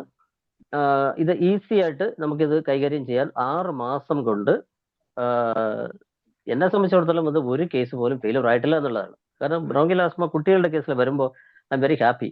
കാരണം അവർ തന്നെ വളരെ എവിടെയെല്ലാമോ പോയിട്ട് എന്തെല്ലാമോ ചെയ്തിട്ടായിരിക്കും നമ്മുടെ അടുത്ത് വരുമ്പോൾ അപ്പോൾ അവിടെ നെബുലൈസർ ഉണ്ടാവും. കുറച്ചുകൂടി നമുക്ക് സന്തോഷമായി, നെബുലൈസർ ഉണ്ട്, പെട്ടെന്ന് എക്സാസർബേഷൻ വരുമ്പോൾ അവരത് മാനേജ് ചെയ്തോളൂ, അത് നിങ്ങൾ മാനേജ് ചെയ്തോളാം എന്ന് പറയും. ഒരു 2 മാസം നമ്മുടെ ട്രീറ്റ്മെന്റ് കഴിയുമ്പോൾ അങ്ങനെ അക്യൂട്ട് എക്സാസർബേഷൻ വരാറില്ല. കാരണം ഹെപ്പാർ സൾഫ് ഇടയ്ക്ക് കൊടുക്കുകയാണ്, സൈക്ലോൺ നൈട്രേറ്റും കൊടുക്കുകയാണ്, ഇടയ്ക്കിടയ്ക്ക് 10 ദിവസം കൂടുമ്പോൾ വന്നിട്ട് കൽക്കരിക്ക വണ്ണം കൊടുക്കുകയാണ്. കൊടുത്ത് അവസാനം വന്നിട്ട് 10 ml പോകുന്നു, 2 മാസം കഴിയുമ്പോൾ 10 ml പോകുന്നു, അടുത്ത 3-ാം മാസം കഴിയുമ്പോൾ 50 ml പോകുന്നു, പിന്നെ അവസാനം ക്ലോസിംഗിലേക്ക് വരുമ്പോൾ 6 മാസം ഏതാണ്ടൊക്കെ ആകുമ്പോഴേക്ക് വന്നിട്ട് ഒരു CM പോകുന്നു. 6 മാസം കൊണ്ട് ആ ഒരു ഇത് ബ്രോങ്കിയൽ ആസ്മ ക്യൂർഡ് ആണ്. പിന്നെ കുട്ടികൾക്ക് വരുന്നില്ല. പിന്നെ അത് എപ്പോഴെങ്കിലും ചെറിയ തോതിൽ ഞാൻ പറയും 6 മാസം പൂർത്തിയായി, ചാൻസ് ഇല്ല, പക്ഷെ 1-2 പ്രാവശ്യം ചിലപ്പോൾ വന്നേക്കാം. അപ്പൊ നിങ്ങൾ എൻ്റെ അടുത്ത് വരണം, ഐ വിൽ മാനേജ് എന്ന് പറയും. ചിലപ്പോൾ ചില കേസ് വീണ്ടും വരാറുണ്ട്, ചെറുതായിട്ട് വരാറുണ്ട്, അത് നമ്മളത് മാനേജ് ചെയ്താൽ മതി. Very very easy to handle bronchial asthma in children. അപ്പൊ അതാണ് പറയാനുള്ളത്. മുതിർന്ന ആൾക്കാർക്കാണെങ്കിൽ നേരത്തെ പറഞ്ഞ പോലെ നമ്മൾ വന്നിട്ട് കോൺസ്റ്റിറ്റ്യൂഷൻ നോക്കുന്നു, അപ്പൊ അവരുടെ സിംറ്റമറ്റോളജി നോക്കുന്നു. നമുക്ക് റൂട്ടീനായിട്ടുള്ള ഞാൻ ഉപയോഗിക്കുന്ന ബ്രയോണി, ഐപിക്, ആർസാൽഫ്, പെപ്പർ സൾഫ്, സൈക്ലോനൈട്രിക്കം, അലർജി നമ്മൾ ഹാൻഡിൽ ചെയ്യുക എന്നുള്ളതാണ്. Along with that very very important ആയിട്ടുള്ള കാര്യം എന്ന് പറയുന്നത് maintaining cause should be dealt well. അപ്പൊ വളരെ ക്ലിയർ ആയിട്ട് നമ്മൾ അഡ്വൈസ് ചെയ്ത് അതിൽ തന്നെ ഒരു 50% കേസുകളും നല്ലൊരു ആശ്വാസം വരികയാണ്. നമ്മളെല്ലാവരും പറയുന്നത് തന്നെയാണ്, ഞാൻ ഒന്നുകൂടെ എംഫസിസ് ആയിട്ട് പറയാണ്, സന്ധിക്ക് തല കുളിക്കാനേ പാടില്ല എന്ന് പറയും. ഒരു കാരണവശാലും സന്ധിക്ക് തല കുളിക്കരുത്. സന്ധിക്കുന്നല്ല, രാവിലെ 9 മണിക്ക് ശേഷം. അതായത് ഈ അലർജിക് ടെൻഡൻസി ഉള്ളവർ, അലർജിക് ബാക്ക്ഗ്രൗണ്ട് ഉള്ളവർ, അറ്റോപിക് ഡെർമറ്റൈറ്റിസ് ഇല്ല, atopic asthma and allergic rhinitis ഉള്ളവർക്ക് ഉറപ്പായിട്ടും അവർക്ക് ബോഡി വിയർത്ത് കഴിഞ്ഞ ശേഷം, അതായത് രാവിലെ 9 മണി കഴിഞ്ഞാൽ 9 മണി വരെ അവർ നല്ല തണുത്ത അന്തരീക്ഷത്തിലിരിക്കുകയാണ്. അപ്പൊ തണുത്ത വെള്ളത്തിൽ കുളിച്ചാൽ ഒന്നും സംഭവിക്കില്ല. ആദ്യത്തെ ബോഡി തണുത്തിരിക്കുകയാണ്, അത് വീണ്ടും തണുത്ത വെള്ളത്തിൽ തന്നെ കുളിക്കുന്നു. എന്നുവെച്ചാൽ പച്ചവെള്ളം എന്ന് വെച്ചാൽ ഭയങ്കര അങ്ങനെ ഐസിട്ട വെള്ളമൊന്നുമല്ല, അങ്ങനെയല്ല, സാധാരണ ഒരു ലൂക്കോം പോലും വേണ്ട, നോർമൽ വാട്ടറിൽ കുളിക്കുന്നു. അപ്പോൾ കുളിക്കുമ്പോൾ എന്ത് സംഭവിക്കുന്നു പറഞ്ഞാൽ അവർക്ക് അപ്പോഴേ രാവിലെ തുമ്മലുണ്ടാവും, മൂക്കടപ്പുണ്ടാവും, നമ്മുടെ ഹെപ്പാർ സൾഫിന്റെ എല്ലാ ലക്ഷണങ്ങളൊക്കെ കാണിക്കുന്ന ആളുകളായിരിക്കും. ഞാനൊക്കെ എപ്പോഴും അത്തരം റൈനൈറ്റിസ് ഉള്ള ആളുകൾക്ക് ബെസിലിനം 1, ഹെപ്പാർ സൾഫ് 200, സാങ്കുനൂരിയ 200, സ്റ്റിക്ട പൾമനേൽ, ചില കേസസ് വന്നിട്ട് ബെസിലിനം ഞാൻ പറഞ്ഞല്ലോ, പിന്നെ ഹിസ്റ്റാമൈൻ, ഇങ്ങനെ വെച്ച് മാനേജ് ചെയ്യാണ്. ഇത് 4 അങ്ങനെ കൊടുക്കണമെന്നല്ല, 2-3 മരുന്നുകൾ കൊടുക്കും, 4 കൊടുക്കത്തില്ല, ഒരു 2 മരുന്ന് 3 മരുന്നൊക്കെ ഉണ്ടാവും. അപ്പൊ അത് ഒരുമിച്ച് കൊടുക്കാൻ പാടില്ലല്ലോ. നമ്മളിപ്പോ ഞാൻ ഒരു കാരണവശാലും പാറ്റന്റ് മെഡിസിൻസ് ഉപയോഗിക്കുന്ന ഡോക്ടറെ അല്ല. നമ്മൾ എങ്ങനെയാണ് പാറ്റന്റ് കൊടുക്കുക? 3x ഇപ്പൊ ഫോർ എക്സാമ്പിൾ നമ്മുടെ ടിഷ്യൂ റെമഡീസ്, നമ്മുടെ 5-FOS, അത് 3x ആയിട്ടുള്ള 5-FOS ആണെങ്കിൽ, അല്ല 6x ആയിട്ടുള്ളത്, അത് നമുക്ക് ഉപയോഗിക്കുന്നതിൽ തെറ്റില്ല, അതൊരു സപ്ലിമെന്ററി ആയിട്ട് പോകും. അതുപോലെ ഞാൻ ഉപയോഗിക്കുന്നത്, പാറ്റന്റിൽ ഉപയോഗിക്കുന്നവരും ടോണിക്കുകൾ മാത്രമാണ്. അത് ഒരു അപ്പിറ്റൈസർ ആയിട്ടും, അത് ഒരു അബിനാസെറ്റ അതിനകത്ത് ഉണ്ടാവും, അതുപോലെ വന്നിട്ട് ആൽഫ ഉണ്ടാവും. ശരി, അതൊരു നമ്മുടെ ഒരു പാറ്റന്റ് ആയിട്ട് അത് ഉപയോഗിക്കാന്നുള്ളതല്ല, വേറെ നത്തിങ് ഹാം വിത്ത് ദാറ്റ്. നമ്മളത് വേറെ ഒന്നാലും വന്നിട്ട് ഹോമിയോപ്പതി സിറ്റി ഇല്ലെന്നൊന്നും അത് വലിയ ആർഗ്യുമെന്റ് ചെയ്യേണ്ട ആവശ്യമൊന്നുമില്ല. അത് നമുക്ക് ഒരു മറ്റൊരു രീതിയിൽ വന്നിട്ട് ഒരു ഇൻകം കൂടിയാണ്. ഇങ്ങനെ കുറച്ച് ഓർണിക് ഓയിൽ, കുറച്ച് കോസ്മെറ്റിക്സ്, കലണ്ടുല ജെൽ, ഓയിൻമെന്റ്സേക്കാളും ജെല്ലാണ് ഉപയോഗിക്കാറുള്ളത്. എൻ്റെ കേസാണ് ഞാൻ പറയുന്നത്. അതുപോലെ വന്നിട്ട് ഫ്രാൻസ് ജെൽ, പിന്നെ കൂടാതെ കൽക്കരി കാർബ് 3x, ഞാൻ പറയാൻ വിട്ടുപോയി. ഈ കൽക്കരി കാർബ് പേഷ്യൻസ് ആണെന്ന് കുട്ടികളുടെ കേസിൽ വന്നിട്ട് കൺഫേം ചെയ്ത് കഴിഞ്ഞാൽ മിക്കവാറും അങ്ങനെ ആയിരിക്കും. അവർക്ക് ഈ എലോങ് വിത്ത് ദാറ്റ് കൽക്കരി കാർബ് 3x കൂടി ഞാൻ കൊടുക്കാറുണ്ട്. കൽക്കരി carb 3x, calcium carbonate 3x. അപ്പോൾ ഒരു സപ്ലിമെന്റേഷൻ ആയിട്ട് മാറുകയും ചെയ്യും. കാൽഷ്യം കുട്ടികൾ കഴിക്കുന്നുണ്ടാവും, ബോഡി അബ്സർവ് ചെയ്യുന്നുണ്ടാവില്ല. പുവർ അസിമുലേഷൻ കൊണ്ടായിരിക്കും കാൽഷ്യം ഡെഫിഷ്യൻസി വരിക. അപ്പൊ അത് അത്തരം കേസുകൾക്ക് വന്നിട്ട് ഇനിയും പറഞ്ഞാൽ കൂടെ അത് അക്യൂട്ട് ഇൻഫെക്ഷൻസ് ആയിട്ട് കൂടെ അസുഖങ്ങൾ വരുന്ന കുട്ടികളുണ്ടാവും. ബ്രോങ്കിലാസ്മ അല്ലാത്ത കേസുകൾ ഞാൻ പറയാണ്. അപ്പോൾ കുട്ടിയെ എപ്പോഴും ആസ്പത്രി കൊണ്ടുപോകുന്ന സിറ്റുവേഷനാണ്. എപ്പോഴും കോൾഡ് വരികയാണ്, എപ്പോഴും പനി വരികയാണ്, ജലദോഷം വരിക. ഡോക്ടർ എന്താ ചെയ്യേണ്ടത്? Nothing to don't worry about. ഞാൻ 40 ദിവസം ഞാൻ മരുന്ന് തരും. അതിനുശേഷം കുട്ടിക്ക് അസുഖങ്ങളേ വരാറില്ല എന്ന് ഉറപ്പ് പറഞ്ഞിട്ടാണ് ഈ 40 ദിവസം കൽക്കരി കാർബ് 1 കൊടുക്കും. കൽക്കരി കൊടുത്തു കഴിഞ്ഞാൽ ചില ഡെഫിനറ്റ് ആയിട്ട് ബെലഡോന കൊടുക്കും, ഇടയ്ക്ക് ഹെപ്പാർ സൾഫ് കൊടുക്കും. ബ്രോങ്കിലാസ്മ കേസല്ല ഞാൻ പറഞ്ഞത്, അത് പ്രോൺ ടു അക്യൂട്ട് ഇൻഫെക്ഷൻസ് കൂടെ അസുഖങ്ങൾ വരുന്ന കുട്ടികൾ അത് കൊടുക്കും. പിന്നെ കൽക്കരി കാർബ് 3x, ഹെപ്പാർ സൾഫ് ഉറപ്പായിട്ടും ഉണ്ടായിരിക്കും. കൽക്കരി കാർബ് 3x. 6x ഞാൻ 6x കൊടുക്കാറില്ല, കാരണം കുറച്ചുകൂടി 1/10 അല്ല 1/100, 1/1000, 1/10,000 ഇങ്ങനെ 1/10, 1 million, 1/1 lakh അങ്ങനെ പോവാണ്. അപ്പൊ അതിന് ക്വാണ്ടിറ്റി മെറ്റീരിയൽ ഡോസ് കുറഞ്ഞ്, material quantity of the calcium is reduced. അത് പൊട്ടൻഡൈസ്ഡ് ആയിട്ട് വരുമ്പോൾ അത് വേറെ രീതിയിലാണ് ആക്ട് ചെയ്യുക. നമ്മൾ അത് ഡെഫിഷ്യൻസി ആയിട്ട് വരുമ്പോൾ അത് മെറ്റീരിയൽ ഡോസ് ആവശ്യമുള്ളതുകൊണ്ട് കൽക്കരി കാർബ് അല്ലെങ്കിൽ ഈ 5-ഫോസ്ഫേറ്റ് വരുന്ന രീതികൾ 6x ഞാൻ ഉപയോഗിക്കാറേ ഇല്ല. അത് 1/1 lakh ആയി പോകുന്നു എന്നുള്ളത് കൊണ്ട് അത് അറ്റ്ലീസ്റ്റ് 3x, അത് അത്രയും ക്വാണ്ടിറ്റി, അത് ഈസി അബ്സർവബിൾ ഫോമാണ് നമ്മുടെ ഈ പൊട്ടൻഡൈസ് 3x എന്ന് പറയുമ്പോൾ. മറ്റത് അങ്ങനെ തന്നെയാണ്, പക്ഷെ അത് എലിമെന്റൽ കാൽഷ്യം കിട്ടണ്ടേ എന്നുള്ളത് കൊണ്ട് 3x ആണ് ഞാൻ ഉപയോഗിക്കുക. അപ്പൊ ഇതെല്ലാമാണ് ഹെപ്പാർ സൾഫ്, കൽക്കരി കാർബ് 1M2 CM, സൈക്ലോനൈട്രിക്കം, ബെസിലിനം. ട്യൂബറിൽ അധികം ഉപയോഗിക്കാറില്ല, അത് എൽഡർലി പീപ്പിളിനാണ് ഉപയോഗിക്കാറുള്ളത്. പിന്നെ കൽക്കരി കാർബ് 3x ഇതെല്ലാം വച്ച് ബ്ലാറ്റ ഗ്രൈൻഡില ടിഞ്ചർ മിക്സ് ചെയ്തിട്ട് കൊടുക്കുന്ന 3 നേരം തന്നെ കഴിക്കാൻ പറയും. 3 നേരം കഴിച്ചോളൂ, അത് കണ്ടിന്യൂസ് കഴിക്കാൻ പറയും. നല്ലോണം കുറയുമ്പോൾ ഡെയിലി രാത്രി ആക്കിയാൽ മതി. അങ്ങനെയൊക്കെ പറഞ്ഞ് വീണ്ടും ചെറിയ പ്രയാസം വരുമ്പോൾ നല്ല ബ്രോങ്കോ ഡയലേറ്റർ ആണത്. അത് ഒരു പരിധി വരെ, അത് ഞാൻ നേരത്തെ പറഞ്ഞ പോലെ നെബുലൈസേഷൻ ചെയ്യേണ്ട കേസുകൾ അത് അത്ര കേസുകളല്ല. ഒരു പരിധി വരെ ഇത് നല്ലവണ്ണം അത് നമുക്ക് ടാക്കിൾ ചെയ്യാൻ സാധിക്കുന്നുണ്ടെന്നുള്ളത്. അങ്ങനെ കൽക്കരി കാർബ് 3x കൂടി ഞാൻ അധികം ഉപയോഗിക്കാറുണ്ടെന്നാണ് അത് പറയാൻ വരുന്നത്. അപ്പൊ അതിൽ ഞാൻ പറഞ്ഞു വന്ന അഡ്വൈസുകളെ പറ്റി പറയുമ്പോൾ, ഈ രാവിലെ നമ്മളെ ബോഡി തണുത്തിരിക്കുമ്പോൾ, തണുത്ത വെള്ളത്തിൽ കുളിക്കുമ്പോൾ പ്രൈമറി ആക്ഷൻ നമുക്കറിയാം, കുറച്ചുകൂടി തണുക്കുകയാണ്. ആൾറെഡി തണുത്തിരിക്കുകയാണ്, നത്തിങ് ടു വേറെ പ്രത്യേകിച്ചൊന്നും വരാനില്ല. അത് പ്രൈമറി ആക്ഷൻ തന്നെ ഉണ്ടാവും. സെക്കൻഡറി ആക്ഷൻ ബോഡി ഹീറ്റ് ആകുകയാണ്. ആ ബോഡി സെക്കൻഡറി ആക്ഷൻ ഹീറ്റ് ആകുന്നതുകൊണ്ട് ഈ തണുപ്പിനെ മറികടക്കാൻ വേണ്ടി ബോഡി സെക്കൻഡറി ആക്ഷൻ ഹീറ്റ് ആകുന്നതുകൊണ്ട് ആളുകൾക്ക് രാവിലെ റൈനൈറ്റിസ് ഉണ്ടായിട്ടുണ്ടാവും, മൂക്കെല്ലാം തുറക്കുകയാണ്. അവർ ബോഡി ഹീറ്റ് ആകുന്നതുകൊണ്ട് they will be getting relief. അപ്പൊ കൺജഷൻ ഒക്കെ മാറി അവർ റിലീഫാണ് അവർ കിട്ടുക.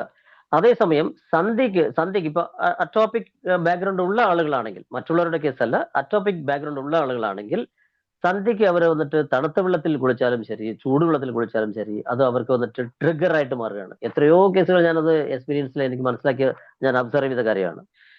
അപ്പൊ so I advise the atopic patients, don't take bath after 9 o'clock AM, 9 AM.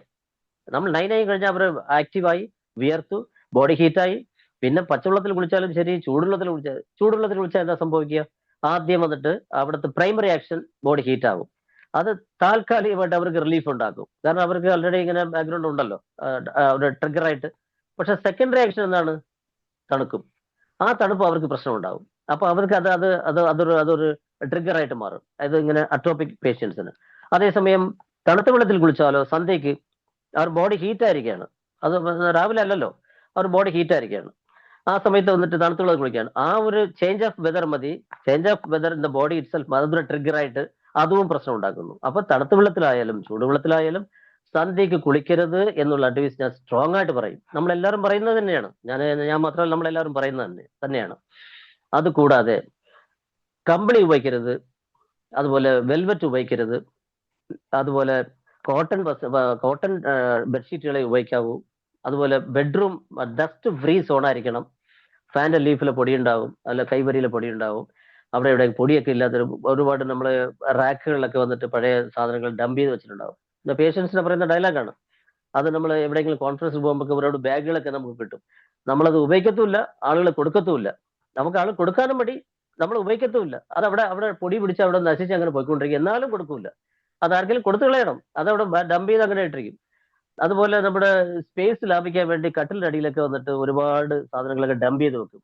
Time 11:10-13 dump ചെയ്ത് വെക്കും. അതൊക്കെ കട്ടിലൊക്കെ നീക്കി ആ പൊടിയൊക്കെ മാറ്റുന്നത് എപ്പോഴെങ്കിലും വൈറ്റ് വാഷ് ചെയ്യുന്ന ഏതെങ്കിലും വർഷത്തിലൊരിക്കലോ അല്ലാതെ എപ്പോഴെങ്കിലും ആയിരിക്കും അത് ക്ലീൻ ചെയ്യുമ്പോഴായിരിക്കും അതൊക്കെ എടുത്തു മാറ്റുക.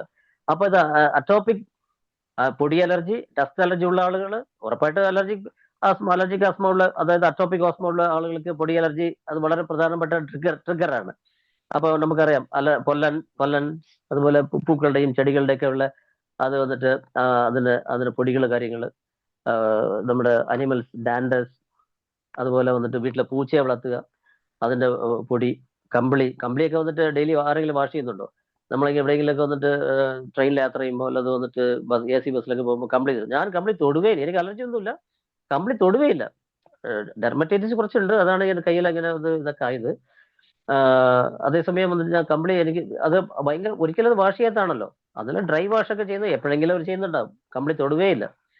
അപ്പൊ അങ്ങനെ കമ്പിളി വെൽവെറ്റ്, അപ്പൊ we have to advise the patient not use these things. അപ്പൊ ബെഡ്റൂം അറ്റ്ലീസ്റ്റ് ബെഡ്റൂം പൊടി രഹിതമായിരിക്കണം. പിന്നെ പല പെർഫ്യൂം ഒക്കെ ആളുകളൊക്കെ വന്നിട്ട് ഇങ്ങനെ ചുമ്മാ ഇങ്ങനെ സ്പ്രേ ചെയ്യും. പെർഫ്യൂം തൊടാനേ പാടില്ല, പൗഡർ വന്നിട്ട് മൂക്കിൽ കയറുന്ന രീതിയിൽ വന്നിട്ട് തട്ടി മൂക്കിൽ കയറാൻ നോക്കണം. അപ്പൊ ഫ്രീ ഫ്രം ഡസ്റ്റ്, അപ്പൊ ഡസ്റ്റ് ഫ്രീ സോണായിരിക്കണം ബെഡ്റൂം. അപ്പൊ ഇങ്ങനെ സന്ധ്യക്ക് തല കുളിക്കരുത്, ഇത്തരം കാര്യങ്ങളൊക്കെ അവരോട് പറയും. പൂച്ചയെടുത്ത് മടി വെക്കരുത്. ഞാൻ നേരിട്ട് കണ്ടിട്ടുണ്ട് ചില പേഷ്യൻസ് വന്നിട്ട് ഇങ്ങനെ അറ്റോപിക് ആസ്മ പൂച്ചയെടുത്ത് മടി വച്ചാൽ തന്നെ അവരുടെ സൗണ്ട് വരാൻ തുടങ്ങും, ചെറിയ വീസിങ് വരാൻ തുടങ്ങും. അപ്പൊ അങ്ങനെ അത്രയും കാര്യങ്ങൾ നമ്മൾ അഡ്വൈസ് ചെയ്യേണ്ടതുണ്ട്. ഇതെല്ലാം ചെയ്തു വരുമ്പോൾ ഡെഫിനറ്റ് ആയിട്ട് കുട്ടികളുടെ കേസിൽ വന്നിട്ട് 12 വയസ്സിനകത്ത് ഉറപ്പായിട്ട് അത് മാറിയിരിക്കും. 3 വയസ്സ് 6 വയസ്സ് ആനുകൂല്യം ഉണ്ടെങ്കിൽ ഇത്രയും ട്രീറ്റ്മെന്റിൽ വന്നിട്ട് എനിക്ക് ഒരു കേസ് പോലും പരാജയമില്ല എന്നുള്ളതാണ്. പിന്നെ സിംഗിൾ കേസ് ഏതെങ്കിലും വന്നിട്ട് എന്നെ അടുത്ത് അറിയിക്കാതെ പോകുന്നവരുണ്ടാകും. എന്റെ റീച്ചിലുള്ള നമ്മുടെ ക്ലോസ് കോൺടാക്റ്റിൽ വന്നുകൊണ്ടിരിക്കുന്ന, നമ്മൾ എപ്പോഴും ഫോളോ അപ്പ് ചെയ്തുകൊണ്ടിരിക്കുന്ന ആ കേസുകളിൽ വന്നിട്ട് പരാജയമേ ഇല്ല എന്നുള്ളതാണ്. അപ്പൊ അത് ആണ് ട്രീറ്റ്മെന്റ് ചെയ്യാറുള്ളത്. 6 മാസം കൊണ്ട് മാറ്റാം, പ്രശ്നമേ ഇല്ല എന്നുള്ളത്. അത് പറഞ്ഞ പോലെ നമ്മൾ ചെയ്യണമല്ലോ. വലിയ ആൾക്കാരുടെ കേസിൽ നമുക്ക് അവരുടെ അലർജിക് അറ്റോപിക് ആസ്മ ആയിരിക്കും, അതായത് എക്സ്ട്രിൻസിക് ആസ്മ ആയിരിക്കും മൊജോറിറ്റി കേസസ്. അത് നമുക്കൊരു പരിധി വരെ നമുക്ക് കൺട്രോൾ ചെയ്ത് ക്ലിയർ ആയിട്ട് അലർജി മാറ്റിയാൽ പർസൽഫും സൈനോനൈട്രിക്കും അതുപോലെ ബെസിലിനം ട്യൂബർകുലിനം കോൺഷ്യൂസ് റെമഡി എന്താണെന്ന് കണ്ടുപിടിച്ച് കൊടുക്കുകയും അതുപോലെ എന്തെങ്കിലുമൊക്കെ ടിഷ്യൂ റെമഡീസ് ഒക്കെ വന്നിട്ട് ഇടയ്ക്ക് നമ്മളത് സ്യൂട്ടബിൾ ആയിട്ടുള്ള മെഡിസിൻസ് എല്ലാം കൊടുത്ത് എങ്ങനെയെല്ലാം നമ്മളത് മാനേജ് ചെയ്ത് കൃത്യമായിട്ട് കൊണ്ടുപോകാൻ വലിയ പ്രയാസമൊന്നുമില്ല. വളരെ എൽഡർലി പേഷ്യൻസ് എന്ന് പറയുമ്പോൾ നമുക്ക് വന്നിട്ട് ഒരു റിലീഫ് കൊടുക്കാൻ സാധിക്കും. നമ്മുടെ ബ്ലാറ്റ ഗ്രൈൻഡിലെ ടിഞ്ചർ മിക്സ് ചെയ്തിട്ട് അത് കണ്ടിന്യൂസ് ആയിട്ട് കൊടുക്കാനൊക്കെ പറയും. ആ രീതിയിലാണ് ഞാനൊക്കെ മാനേജ് ചെയ്യുന്നത് എന്നാണ് എനിക്ക് പറയാനുള്ളത്. എന്തെങ്കിലും ഡൗട്ട്സ് ഉണ്ടെങ്കിൽ ചോദിക്കാം. എത്ര പേരുണ്ട്? 53 പേരുണ്ട്. 53 പേരുണ്ട്.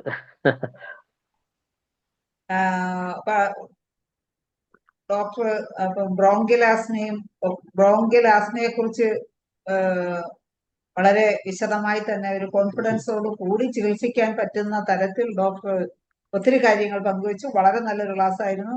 ഡോക്ടർക്ക് നല്ലൊരു കയ്യടി. ഈ ഡോക്ടറോട് എന്തെങ്കിലും ഇതിനെക്കുറിച്ച് കൂടുതൽ കൂട്ടിച്ചേർക്കലോ സംശയങ്ങളോ ഉണ്ടെങ്കിൽ ചോദിക്കാം. അമ്പാടിയമ്മ ഹാൻഡ് റൈസ് ചെയ്തിട്ടുണ്ട്. അമ്പാടിയമ്മയ്ക്ക് സംസാരിക്കാം, അൺമ്യൂട്ട് ചെയ്ത് സംസാരിക്കാം. കോഹോസ്റ്റ് ആണല്ലോ.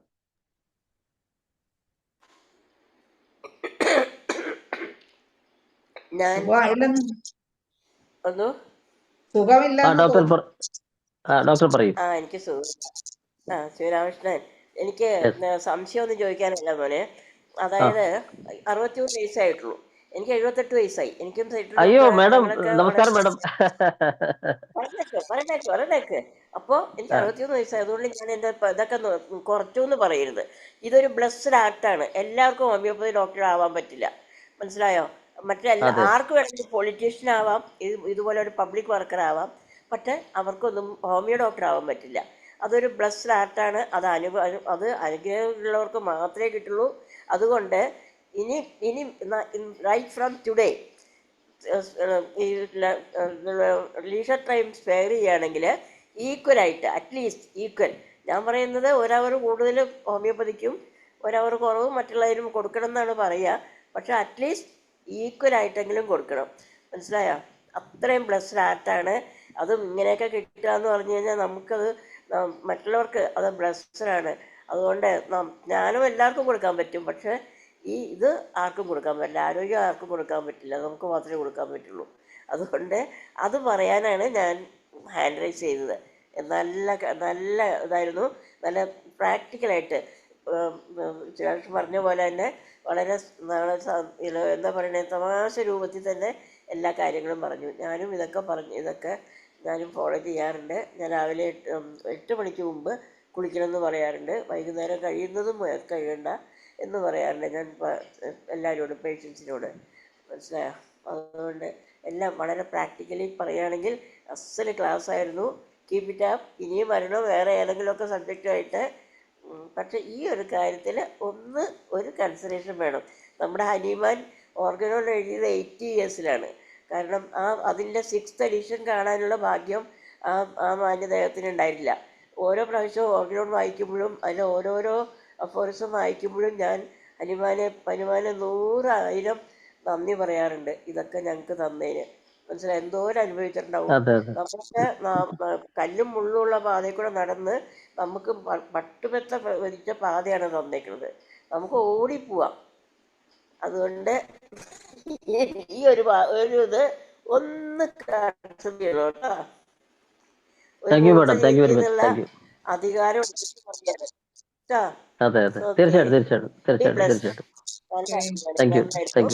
നന്നായിരുന്നു. നല്ല ക്ലാസ്.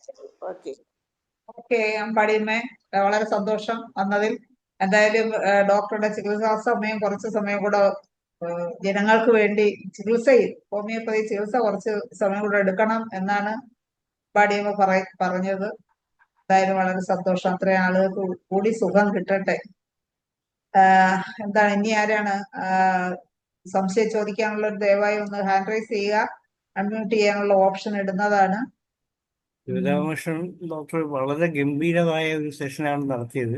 പക്ഷെ വളരെ കുറച്ച് മരുന്നുകളിൽ മാത്രമായിട്ടാണ് കാര്യങ്ങൾ പോയത്. അപ്പൊ ഇനിയിപ്പം സാറ് ഓരോ തവണ വരുമ്പോഴും കുറച്ചുകൂടെ വിപുലീകരിച്ചുകൊണ്ട് ഓരോ മെഡിസിനെ കുറിച്ചും പറയുകയാണെങ്കിൽ എല്ലാവരുടെ മനസ്സിൽ നല്ലൊരു മെമ്മറി വീണ്ടും തിരിച്ച് കിട്ടും. അപ്പം നമുക്ക് പ്രാക്ടീസ് ചെയ്യുമ്പം ഇപ്പം എപ്പിക്കാക്ക് എങ്ങനെ എവിടെ കൊടുക്കാം, അല്ല ആന്റിനാട്ട് എങ്ങനെ കൊടുക്കാം, അല്ലെങ്കിൽ അതിനോടൊപ്പം തന്നെ ഈ അക്യൂട്ട് ഫേസിൽ നമ്മൾ മാനേജ് ചെയ്യുമ്പോൾ എങ്ങനെ ചെയ്യാം എന്നുള്ള കാര്യങ്ങളിലൂടെ കുറച്ചുകൂടെ ഒന്ന് വിശദീകരിക്കുകയാണെങ്കിൽ ഈ പുതിയ തലമുറയ്ക്ക് ഒരു ആവേശമാകും. നല്ല ക്ലാസ് ആയിരുന്നു. എല്ലാ മാനേജ്മെന്റ് എല്ലാം നന്നായിട്ട് പറഞ്ഞു. കുളിയുടെ കാര്യം അത് വളരെ പ്രധാനപ്പെട്ട കാര്യമാണ്. ഞാൻ സാധാരണ തിരിച്ച് പറയാറുണ്ട്, നിങ്ങൾക്ക് ബുദ്ധിമുട്ടുള്ള ഒരു ഫീവർ സ്റ്റേറ്റ് പോലെ തോന്നിക്കഴിഞ്ഞാൽ തല നനയ്ക്കാതിരിക്കുകയാണ് എപ്പോഴും നല്ലത് എന്ന ഒരു അഡ്വൈസാണ് ഞാൻ സാധാരണ കൊടുക്കുന്നത്. ആ ഒരു ഫേസ് കഴിഞ്ഞിട്ട് പിന്നെ കുളിച്ചോളാൻ പറയും. അത് നിങ്ങൾക്ക് ചൂടുവെള്ളത്തിലാണ് കുളിക്കാൻ തോന്നുന്നെങ്കിൽ ചൂടുവെള്ളത്തിൽ, അതല്ല നിങ്ങൾക്ക് തണുത്ത വെള്ളത്തിലാണ് കുളിക്കാൻ തോന്നുന്നെങ്കിൽ അങ്ങനെ ചെയ്യാം. അത് ഡിപ്പെൻഡ് ആണ്. എല്ലാവർക്കും നമ്മൾ ഒരേ അഡ്വൈസ് കൊടുക്കാറില്ല. പറഞ്ഞ പോലെ രാവിലെ കഴിയുന്നത് കുളിക്കുക തന്നെയാണ് അഡ്വൈസ് ചെയ്യുന്നത്. അതെ, ഞാൻ പറയാൻ വിട്ടുപോയ കാര്യം ആന്റിറ്റാറ്റിനെ പറ്റി പറഞ്ഞില്ല. അതായത് ഞാനിപ്പോ ഡോക്ടർ ധനേഷ് പറഞ്ഞതുപോലെ അധികം മരുന്നുകളിലേക്ക് എനിക്ക് പോകേണ്ടി വന്നിട്ടില്ല. അതുകൊണ്ടാണ് ഞാൻ അധികം മരുന്നുകളിലേക്ക് പോകാത്തത്. ബ്രോങ്കിയൽ ആസ്മ ഇത്ര വെച്ച് എനിക്ക് മാനേജ് ചെയ്യാൻ കഴിയുന്നുണ്ട്. ഞാൻ അഹങ്കാരം എന്ന് ഒരിക്കലും വിചാരിക്കരുത് കേട്ടോ. എനിക്ക് വളരെ പ്രോമിസിംഗ് ആയിട്ട് ഞാനിത് വെച്ച് ഹാൻഡിൽ ചെയ്യുന്നു. പെപ്പർസൾഫ്, അല്ല ബ്രയോണിയ, ഇപ്പിക്കാക്, ആന്റിറ്റാറ്റ് വിട്ടുപോയി. ആന്റിറ്റാറ്റ് കൃത്യമായിട്ടുള്ള റെയിൽസ് ഉണ്ടെങ്കിലേ കൊടുക്കുള്ളൂ. അല്ലാതെ നമുക്ക് ഡെത്ത് റാറ്റിലാണല്ലോ നമ്മളൊക്കെ പഠിച്ച ഡെത്ത് റാറ്റിൽ. അപ്പൊ ഡെത്ത് റാറ്റിൽ വേണമെന്നില്ല. അപ്പോൾ ഒരു റാറ്റ്ലിംഗ് ഉണ്ടാകണം. അല്ലാതെ ചുമ്മാ റോങ് കൈ മാത്രമുള്ള കേസ് ഞാൻ ആന്റിറ്റാറ്റ് ഉപയോഗിക്കാറില്ല. റോങ് കൈ അത് ഇപ്പിക്കാക്ക് ഉണ്ടല്ലോ, നമുക്ക് ഇപ്പിക്കാക്ക് ഉണ്ട്. പിന്നെ ആർസാൽബ് എന്ന് പറഞ്ഞ വലിയൊരു നിധി തന്നെ നമുക്കുണ്ട്. ആർസാൽബ് 200 കൊടുത്താൽ എനിക്ക് അഗ്രവേഷൻ ഞാൻ ഫീൽ ചെയ്തിട്ടുണ്ട്. Quite often we can repeat 30. So it's a very convenient dose is potency is always 30 ആണ് എന്നെ സംബന്ധിച്ചോളം. ഞാൻ പറയാണ്. അപ്പൊ ആന്റിറ്റാറ്റ് പറയാൻ വിട്ടുപോയി. അപ്പോൾ ഇപ്പിക്കാക് ബ്രയോണിയ, ഇപ്പിക്കാക് ഓർസാൽവ്, ഹെപ്പാർസൾഫ്, ആന്റിടാർട്ട്, സാങ്ക്വിനോനൈട്രിക്കം, ബെസിലിനം 1, അതുപോലെ ഇന്റർകറന്റ് ആയിട്ട് വരുന്ന കോൺഷ്യസ് റെമഡീസ് ആണ് ബ്ലാറ്റ ടിഞ്ചർ. ഇത് ഡോക്ടർ ധനേഷ് പറഞ്ഞ പോലെ ഞാൻ അധികം മരുന്നുകളിലേക്ക് പോകാത്ത കാരണം ഞാൻ ഇതിനകത്ത് തന്നെ വന്നിട്ട് ഇത് ഞാൻ മാനേജ് ചെയ്യുന്നത് കൊണ്ടാണ്. ഞാൻ മുൻകാലങ്ങളിലൊക്കെ വന്നിട്ട് റെപ്പട്രൈസേഷൻ ഒക്കെ ചെയ്യുമായിരുന്നു, സമയമുണ്ടായിരുന്നു. റെപ്പട്രൈസേഷൻ ഒക്കെ ചെയ്ത് അങ്ങനെ strict homoeopathic way of selection, homoeopathic medicine selection protocol ഒക്കെ പാലിച്ചുകൊണ്ട് ഇപ്പോഴും വന്നിട്ട് ഒരു ബേസ് ഉണ്ടാവും. ആന്റിറ്റാർ കൊടുക്കുന്നുണ്ട്, ഞാൻ ഇപ്പൊ പറഞ്ഞല്ലോ, റോങ് കൈ മാത്രമുള്ള കേസ് ആന്റിറ്റാർ കൊടുക്കില്ല, അവിടെ റാറ്റ്ലിംഗ് ഉണ്ടെങ്കിൽ മാത്രമേ ആന്റിറ്റാർ. ഈ അപ്പൊ അങ്ങനെ സാറേ നേട്രോസൾഫിൽ സാറിന്റെ അനുഭവങ്ങൾ എങ്ങനെയാണ്? നേട്രോസൾഫിനെ കുറിച്ച് ഞാൻ നാട്രോസൾഫ് ഞാൻ 6x ആണ് അധികം ഉപയോഗിക്കാറുള്ളത്. അത് പേഷ്യൻസിന് ഇങ്ങനെ വന്നിട്ട് അവർക്ക് ഇങ്ങനെ നാട്രോസൾഫ് സിംറ്റംസ് നമുക്ക് അറിയാമല്ലോ, ആ സിംറ്റംസ് ഒക്കെ ഉണ്ടെങ്കിൽ അപ്പോൾ അത് ഡാമ്പ് പറ്റുവതെല്ലാം വരുന്ന കണ്ടീഷൻസും അഗ്രവേഷൻ, കോൾഡ്, അപ്പൊ അങ്ങനെയെല്ലാം വരുമ്പോൾ വന്നിട്ട് സീ ഷോറിലൊക്കെ വർക്ക് ചെയ്യുന്ന അവർക്കൊക്കെ വരുന്ന അങ്ങനെയുള്ള നമുക്ക് കറക്റ്റ് നാട്രോസൾഫിന്റെ സിംറ്റംസ് നമുക്കറിയാം. അത്തരം കേസുകളിൽ ഞാൻ അധികം ഉപയോഗിക്കുന്ന നാട്രോസൾഫ് 6x ആണ് ഉപയോഗിക്കാറുള്ളത്. പക്ഷെ ഇത് വെച്ച് മാനേജ് ചെയ്യും. ഹെപ്പാർസൾഫ് ഒരു ഭയങ്കര നിധിയാണ്. കൽക്കേറി കാർബ് വലിയ ഒരു ട്രഷറാണ്. കൽക്കേറി കാർബ് ഇല്ലാതെ അട്ടോപിക് ആസ്മ, ഈവൻ അത് അലർജിക് ഡെർമറ്റൈറ്റിസ് പോലും അത് കൽക്കേറി കാർബൊക്കെ ഇടയ്ക്ക് ഉപയോഗിക്കുന്നുണ്ട്. അർട്ടിക്കേറിയ, ഞാൻ പറഞ്ഞല്ലോ അർട്ടിക്കേറിയ, പ്രഷർ അർട്ടിക്കേറിയ. ഡോക്ടറെ, ഒത്തിരി പേര് ഇനി സംസാരിക്കാൻ വേണ്ടി ആഗ്രഹിക്കുന്നുണ്ടെന്ന് തോന്നുന്നു. നമുക്ക് അവരിലേക്ക് കൂടെ ഒന്ന് ഓടിപ്പോകാം. തീർച്ചയായിട്ടും. എന്തായാലും ഡോക്ടർ ഈ കുറഞ്ഞ മരുന്നുകൾ കൊണ്ട് തന്നെ നല്ല രീതിയിൽ അത് മാനേജ് ചെയ്യാൻ കഴിഞ്ഞു. അതുകൊണ്ടാണ് മറ്റ് കൂടുതൽ മരുന്നുകളിലേക്ക് പോകാത്തതെന്ന് ഇടയ്ക്ക് വരളവണ പറഞ്ഞു. അത് വളരെ പ്രാധാന്യം അർഹിക്കുന്നുണ്ടാണ് തീർച്ചയായിട്ടും. ഓക്കെ, ഷീല ഡോക്ടറെ സംസാരിച്ചോളൂ. ഡോക്ടർ നമസ്കാരം. 2-3 മിനിറ്റ് വീതം എടുത്താൽ കുറെ പേരിൽ പോവാം. എളുപ്പം പറഞ്ഞോളൂ ഷീല ഡോക്ടർ. നമസ്കാരം ഡോക്ടർ ഷീല. ഡോക്ടർ നമസ്കാരം. വളരെ നല്ല ക്ലാസ് ആയിരുന്നു. ഈ കാൽക്കേരിയ കാർബ് ആദ്യം ഫസ്റ്റ് മന്ത് 1 പിന്നെ അങ്ങനെ ഹയർ പൊട്ടൻസി വന്ന് 6 months കൊണ്ട് നമുക്കത് കംപ്ലീറ്റ് ആയിട്ട് ക്യൂർ ചെയ്യാന്ന് പറഞ്ഞ് നല്ലൊരു അറിവ് തന്നെയാണ്. പിന്നെ ഡോക്ടർ, എനിക്കൊരു സംശയം, ഈ ബ്ലാറ്റ ടിങ്ചറും ഗ്രൈൻഡിലെ ടിങ്ചറും 10 drops വീതം 3 times പറഞ്ഞല്ലോ, അത് എങ്ങനെയാണ് ക്ലിയർ ആക്കാൻ വേണ്ടിയിട്ടാണ്? അത് രണ്ടും കൂടെ മിക്സ് ചെയ്തിട്ടാണോ അതോ സെപ്പറേറ്റ് തന്നെയാണോ? ഐദർ ബ്ലാറ്റ രണ്ടും മിക്സ് ചെയ്തിട്ടാണ്. അതാ ഒന്നി തന്നെ 10 drops വീതം രണ്ടിൽ നിന്നും മിക്സ് ചെയ്തിട്ട് കൊടുക്കുക എന്നുള്ളതാണ് ഉദ്ദേശം അല്ലേ? അതെ, ഞാൻ വീട്ടിൽ ക്ലിനിക്കിൽ വെച്ചിരിക്കുന്നത് അപ്പം ഒരു 100 ml ബോട്ടിൽ എടുത്തിട്ട് അതിൽ പകുതി ബ്ലാറ്റ എടുക്കും, പകുതി ഗ്രൈൻഡിലെ മിക്സ് ചെയ്യും. നമ്മളിപ്പോ ആസ്മ മിക്സ് ഒക്കെ നോക്കുമ്പോൾ അവരങ്ങനെ മിക്സ് ചെയ്തിട്ടേ വെച്ചിരിക്കുന്നത്. അപ്പോ ഞാനങ്ങനെ പറഞ്ഞല്ലോ, പാറ്റന്റ് അങ്ങനെ ഒരു ഹയർ പൊട്ടൻസീസിൽ ഒരിക്കലും മിക്സ് ചെയ്ത് ഞാൻ കൊടുക്കാറില്ല. ഹോമിയോപ്പതിക്ക് വിരുദ്ധമായിട്ടുള്ള ഒരു ട്രീറ്റ്മെന്റ് ഞാൻ ചെയ്യാറൊന്നുമില്ല. ഓരോ പ്രിസ്ക്രിപ്ഷൻ കൊടുക്കുമ്പോൾ അതിന് എന്താണ് ഹോമിയോപ്പതിസിറ്റി ഉണ്ടോ എനിക്കത് എക്സ്പ്ലെയിൻ ചെയ്യാൻ നമ്മളെ കൊണ്ട് കഴിയണം. നമ്മൾ അത് എന്തെങ്കിലും ബ്ലൈൻഡ് ആയിട്ടില്ലല്ലോ.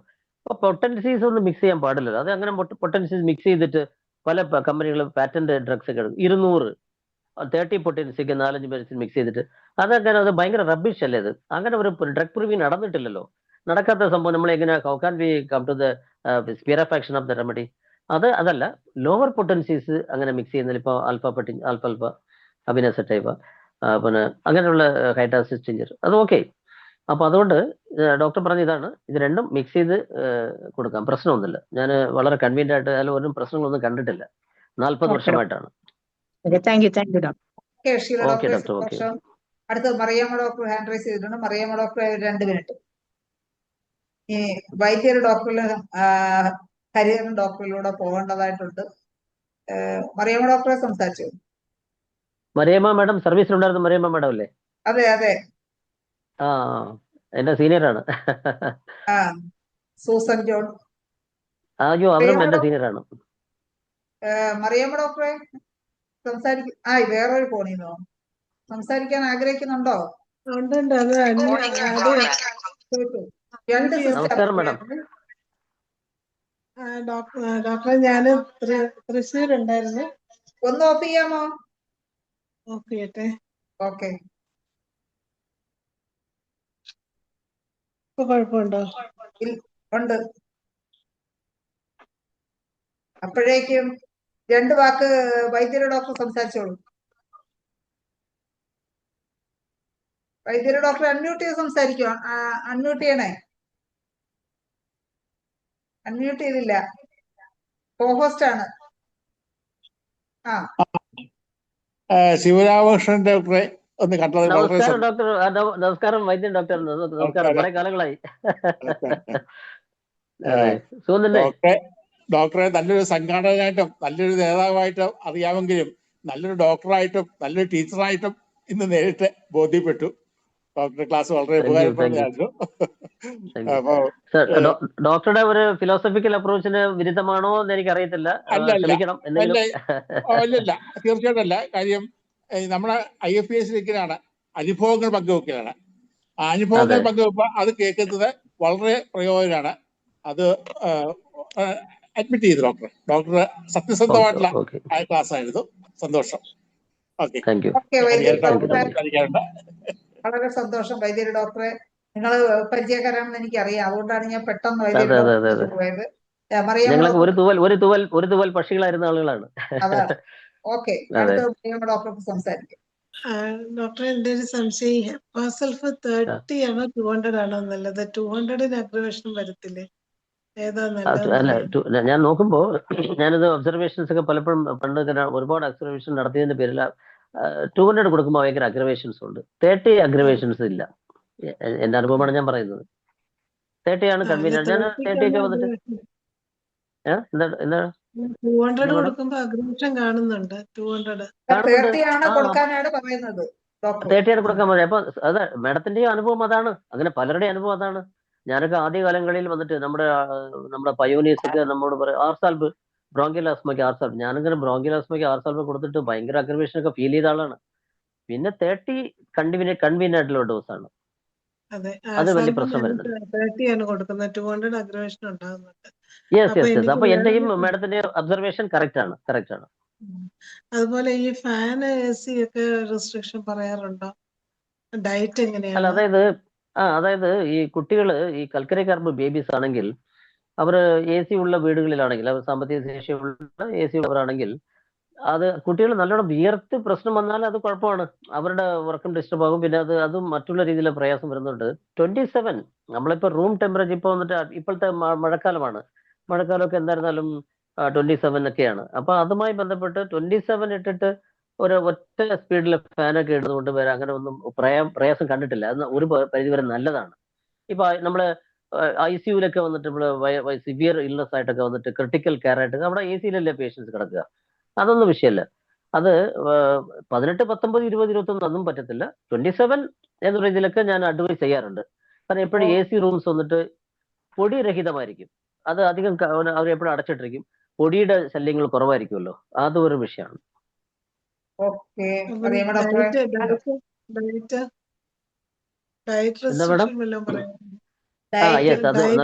നല്ല ചോദ്യമാണ്. അതായത് ഞാൻ വേറെ വ്യത്യസ്തമായിട്ട് പേഷ്യൻസ് അഡ്വൈസ് ചെയ്യുന്നത് ഡയറ്റ് റെസ്ട്രിക്ഷൻസ് പറയാറില്ല. കാരണം എന്തെന്ന് വെച്ചാൽ ഡയറ്റ് കൊണ്ട്, അതിപ്പോ നമ്മൾ വന്നിട്ട് ഫുഡ് കൊണ്ട് വരുന്ന അലർജി ഇൻഹെറിറ്റഡ് ആണ്.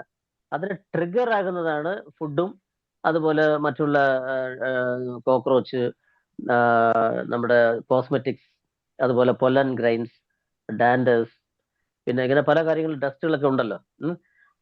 ഇതെല്ലാം ട്രിഗേഴ്സ് ആണ്. ഇൻഹെറിറ്റഡ് ആയിട്ട് അവിടെ ജനറ്റിക് ആയിട്ട് അവിടെ ജീനിലെ കിടക്കുകയാണ്. ഈ IgE ട്രിഗർ ആകാൻ വേണ്ടി അത് വന്നിട്ട് നമ്മൾ ബോഡി അമിതമായിട്ട് അത് പ്രതികരിക്കുന്നതാണല്ലോ അലർജി എന്ന് പറയുന്നത്.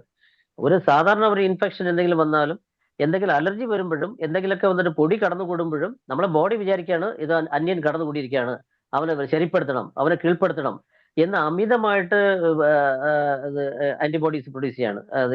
ഇമ്യൂണോഗ്ലോബുലിൻ E, ല്യൂക്കോട്രീനൊക്കെ അറിയാം. ല്യൂക്കോട്രീൻ ആന്റഗോണിസ്റ്റ് ആണല്ലോ. അവർ മോണ്ടിലൂക്കാസ് എന്ന് പറഞ്ഞ അലോപ്പതിയിൽ അവർ കൊടുക്കുന്ന മരുന്നുകളെല്ലാം.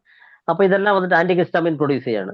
ഇതിന് IG കാരണം വന്നിട്ട് മാസ്റ്റ് സെൽസ് വന്നിട്ട് ആന്റിഹിസ്റ്റാമിൻ പ്രൊഡ്യൂസ് ചെയ്യാണ്.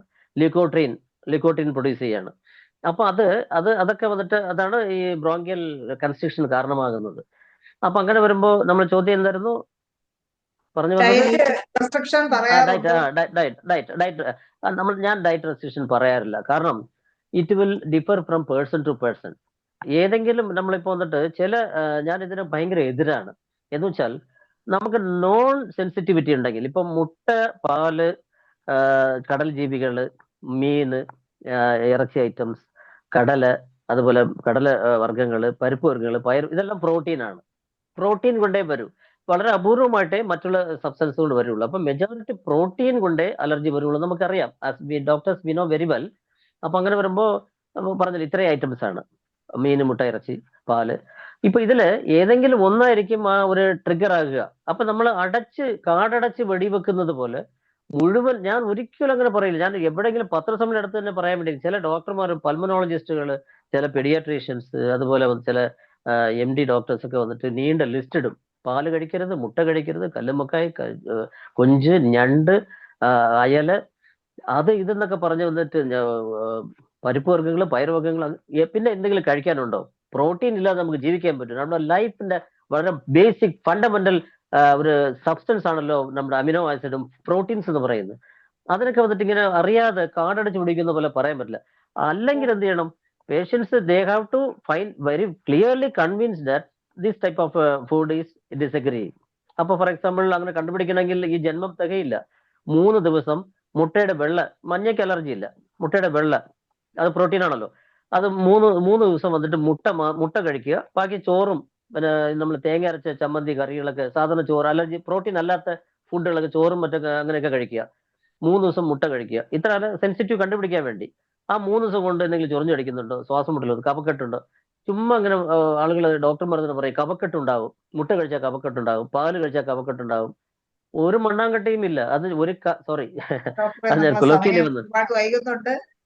ഒന്നുമില്ല, ഞാൻ നിർത്തി. അപ്പൊ അങ്ങനെ അത് ഫുഡിൽ വന്നിട്ട് ഡയറ്റ് റെസ്ട്രിക്ഷൻ ഡോക്ടർ പറയാറില്ല.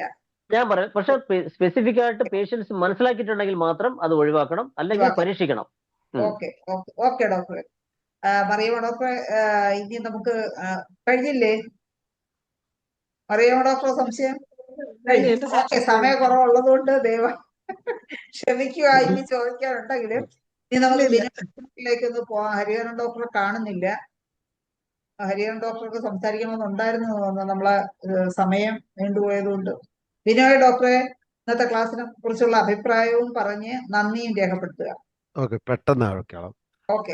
ഒരു ക്വിക്ക് ക്വസ്റ്റ്യൻ ഉണ്ടോ ഡോക്ടർ? വളരെ നല്ല ക്ലാസ് ആയിരുന്നു. വളരെ എന്താണ് നമ്മുടെ അനുഭവത്തിൽ നിന്ന് എക്സ്പ്ലെയിൻ ചെയ്തതാണ്. വളരെ ഈസി ആയിട്ട് മനസ്സിലാവുമായിരുന്നു. ഒരു ക്വിക്ക് ക്വസ്റ്റ്യൻ ആണ് ഡോക്ടർ. ആന്റി എൻഡാർട്ടിനെ പറ്റി സൂചിപ്പിച്ചു. ഞാൻ പലപ്പോഴും ട്രൈ ചെയ്തിട്ടുള്ളൊരു മെഡിസിനാണ് ആന്റി എൻഡാർട്ട്. പക്ഷേ അതിൻ്റെ ആക്ഷൻ എനിക്ക് ഇതുവരെ ക്ലിയർ ആയിട്ട് കിട്ടിയിട്ടില്ല. Can you explain how the definitely എല്ലാ മെഡിസിൻസും അത് ഇൻഡിക്കേഷൻ ഉണ്ടെങ്കിലേ വർക്ക് ആവുള്ളൂ. അത് നമ്മൾ എസ്പെഷ്യലി നമ്മൾ ഈ ഡെത്ത് റാറ്റിൽ നിന്നെല്ലാം ഞാൻ നേരത്തെ പറഞ്ഞല്ലോ, അത് റാറ്റ്ലിംഗ് ഉണ്ടെങ്കിൽ മാത്രമേ ആന്റിറ്റാറ്റ് വർക്ക് ചെയ്യുള്ളൂ.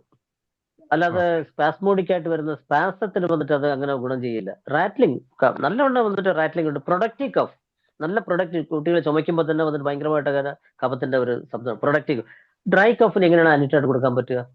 അപ്പൊ ആസ്മയിൽ തന്നെ വന്നിട്ട് നല്ല ചിലപ്പോൾ പ്രിഡോമിനൻസ് ആയിട്ട് വന്നിട്ട് റോങ് കൈ ഉണ്ടാവും.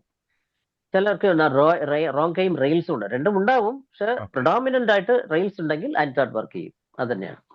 അതാ കൃത്യമായിട്ട് സിംറ്റം ഉണ്ടെങ്കിൽ മാത്രമേ ആന്റി എൻഡാർട്ട് വർക്ക് ആവുള്ളൂ. ഓക്കെ, ഉറപ്പാണ്. അതല്ലാതെ വന്നിട്ട് ഡ്രൈ കഫിന് അല്ലാതെ വന്നിട്ട് നമ്മളിപ്പോ സ്പോഞ്ചിയ കൊടുക്കേണ്ട കേസ്, അർജന്റ് മെറ്റ് കൊടുക്കേണ്ട കേസ്, അല്ലെങ്കിൽ വന്നിട്ട് ബ്രയോണെ കൊടുക്കേണ്ട കേസ്, ഇതിനൊക്കെ വന്നിട്ട് നമ്മൾ വന്നിട്ട് there is no indication for antitart. Yeah, other medicines like Ipek and all, I had a lot of good results. But Ipek is very good medicine. I had very good. അതെ, ഞാൻ ഇപ്പിക്കാക്ക് വെച്ചാണ് എന്റെ വണ്ടി ഓടുന്നത്. കേസസിലോ ഇപ്പിക്കാക്ക് മറന്നിട്ടുള്ള ഒരു പരിപാടിയില്ല. ഇപ്പിക്കാക്കും ബ്രയോണിയാ. It's a wonderful medicine. Yeah, Bryony also wonderful medicine. Those two are very good. ബ്രയോണി ഇല്ലാത്ത ഒരു പേഷ്യന്റ് ഞാൻ കൊടുക്കാറില്ല. ബ്രയോണി കൊടുക്കും, ഇപ്പിക്കാക്ക് കൊടുക്കും. ചിലപ്പോൾ ഞാൻ ഇടയ്ക്ക് വന്നിട്ട് ആർസാൽവ് കൊടുക്കും. അത് അക്യൂട്ട് നോക്കിയിട്ട്. പിന്നെ ഗ്യാപ്പിൽ വന്നിട്ട് ഹെപ്പാരസോൾ ഞാൻ നേരത്തെ പറഞ്ഞിരുന്നു, വീണ്ടും റിപ്പീറ്റ് ചെയ്യുന്നില്ല, ടൈമിന്റെ ഒരു പരിമിതിയില്ല. ഡോക്ടർ പറഞ്ഞത് കറക്റ്റ് ആണ്. റാറ്റ്ലിംഗ് എന്നുള്ള ഒരു സ്പെസിഫിക് ഉണ്ടെങ്കിൽ മാത്രമേ അല്ലെങ്കിൽ ആക്ട് ചെയ്തില്ല. Homoeopathy city should be there. നമ്മൾ എന്ത് പറഞ്ഞാലും ഹോമിയോപ്പതി സിറ്റി അവിടെ ഉണ്ടാകണം. Absolutely. Yeah. Thank you for that tip. Thank you, it was very wonderful session, and I expect it's very helpful for all. വളരെ നല്ല സെഷൻ ആയിരുന്നു. എല്ലാവർക്കും നല്ല പാർട്ടിസിപ്പേഷൻ ഉണ്ടായിരുന്നു. എല്ലാവർക്കും ഉപകാരപ്രദമായെന്ന് വിശ്വസിക്കുന്നു. We are thankful from an IFPS standpoint and all the participants. Thank you, Doctor. Thank you very much. Thank you very much for giving this opportunity to interact with you. And some of my seniors and some of my familiar friends already. I could meet them. I could interact with them. Anyway, thank you very much. Thank you very much. First of all, I would like to extend my thanks to Dr. Danesh and advisor Dr. Manoj. Thank you very much. Good night. Thank you very much. Okay, doctor Binoy ഡോക്ടർക്കും പ്രത്യേകം നന്ദി രേഖപ്പെടുത്തുന്നു. എന്തായാലും എല്ലാവർക്കും class വളരെ ഇഷ്ടപ്പെട്ടു. ഇനിയും പലർക്കും സംസാരിക്കണമെന്നുണ്ട്. നമ്മളെ സമയക്കുറവ് ഇപ്പൊ തന്നെ നമ്മൾ 5-6 മിനിറ്റ് അധികമാണ് എടുത്തിരിക്കുന്നത്. ഡോക്ടർ ഇനിയും ഇതുപോലുള്ള മറ്റ് വേറെ വ്യത്യസ്തമായ വിഷയങ്ങളും അതിന്റെ ഹോമിയോപ്പതിക് മാനേജ്മെന്റുമായിട്ട് തീർച്ചയായിട്ടും വീണ്ടും വരണം എന്നുള്ള റിക്വസ്റ്റ് ആണ് നമുക്ക് ഡോക്ടർക്ക് മുമ്പിൽ വെക്കുവാനുള്ളത്. വളരെ നല്ലൊരു സെഷൻ ആയിരുന്നു. എന്തായാലും വളരെ സന്തോഷം. ഇന്ന് നമ്മുടെ സമയം അവസാനിപ്പിക്കാൻ, ഇന്നത്തെ സെഷൻ കൂടെ അവസാനിപ്പിക്കുവാൻ സമയമായി. നാളെ ഇതേ സമയം കാണുമ്പോഴേക്കും എല്ലാവർക്കും ശുഭരാത്രി നേർന്നുകൊണ്ട് നിർത്തുന്നു. നമസ്കാരം. Good night. Good night. Good night.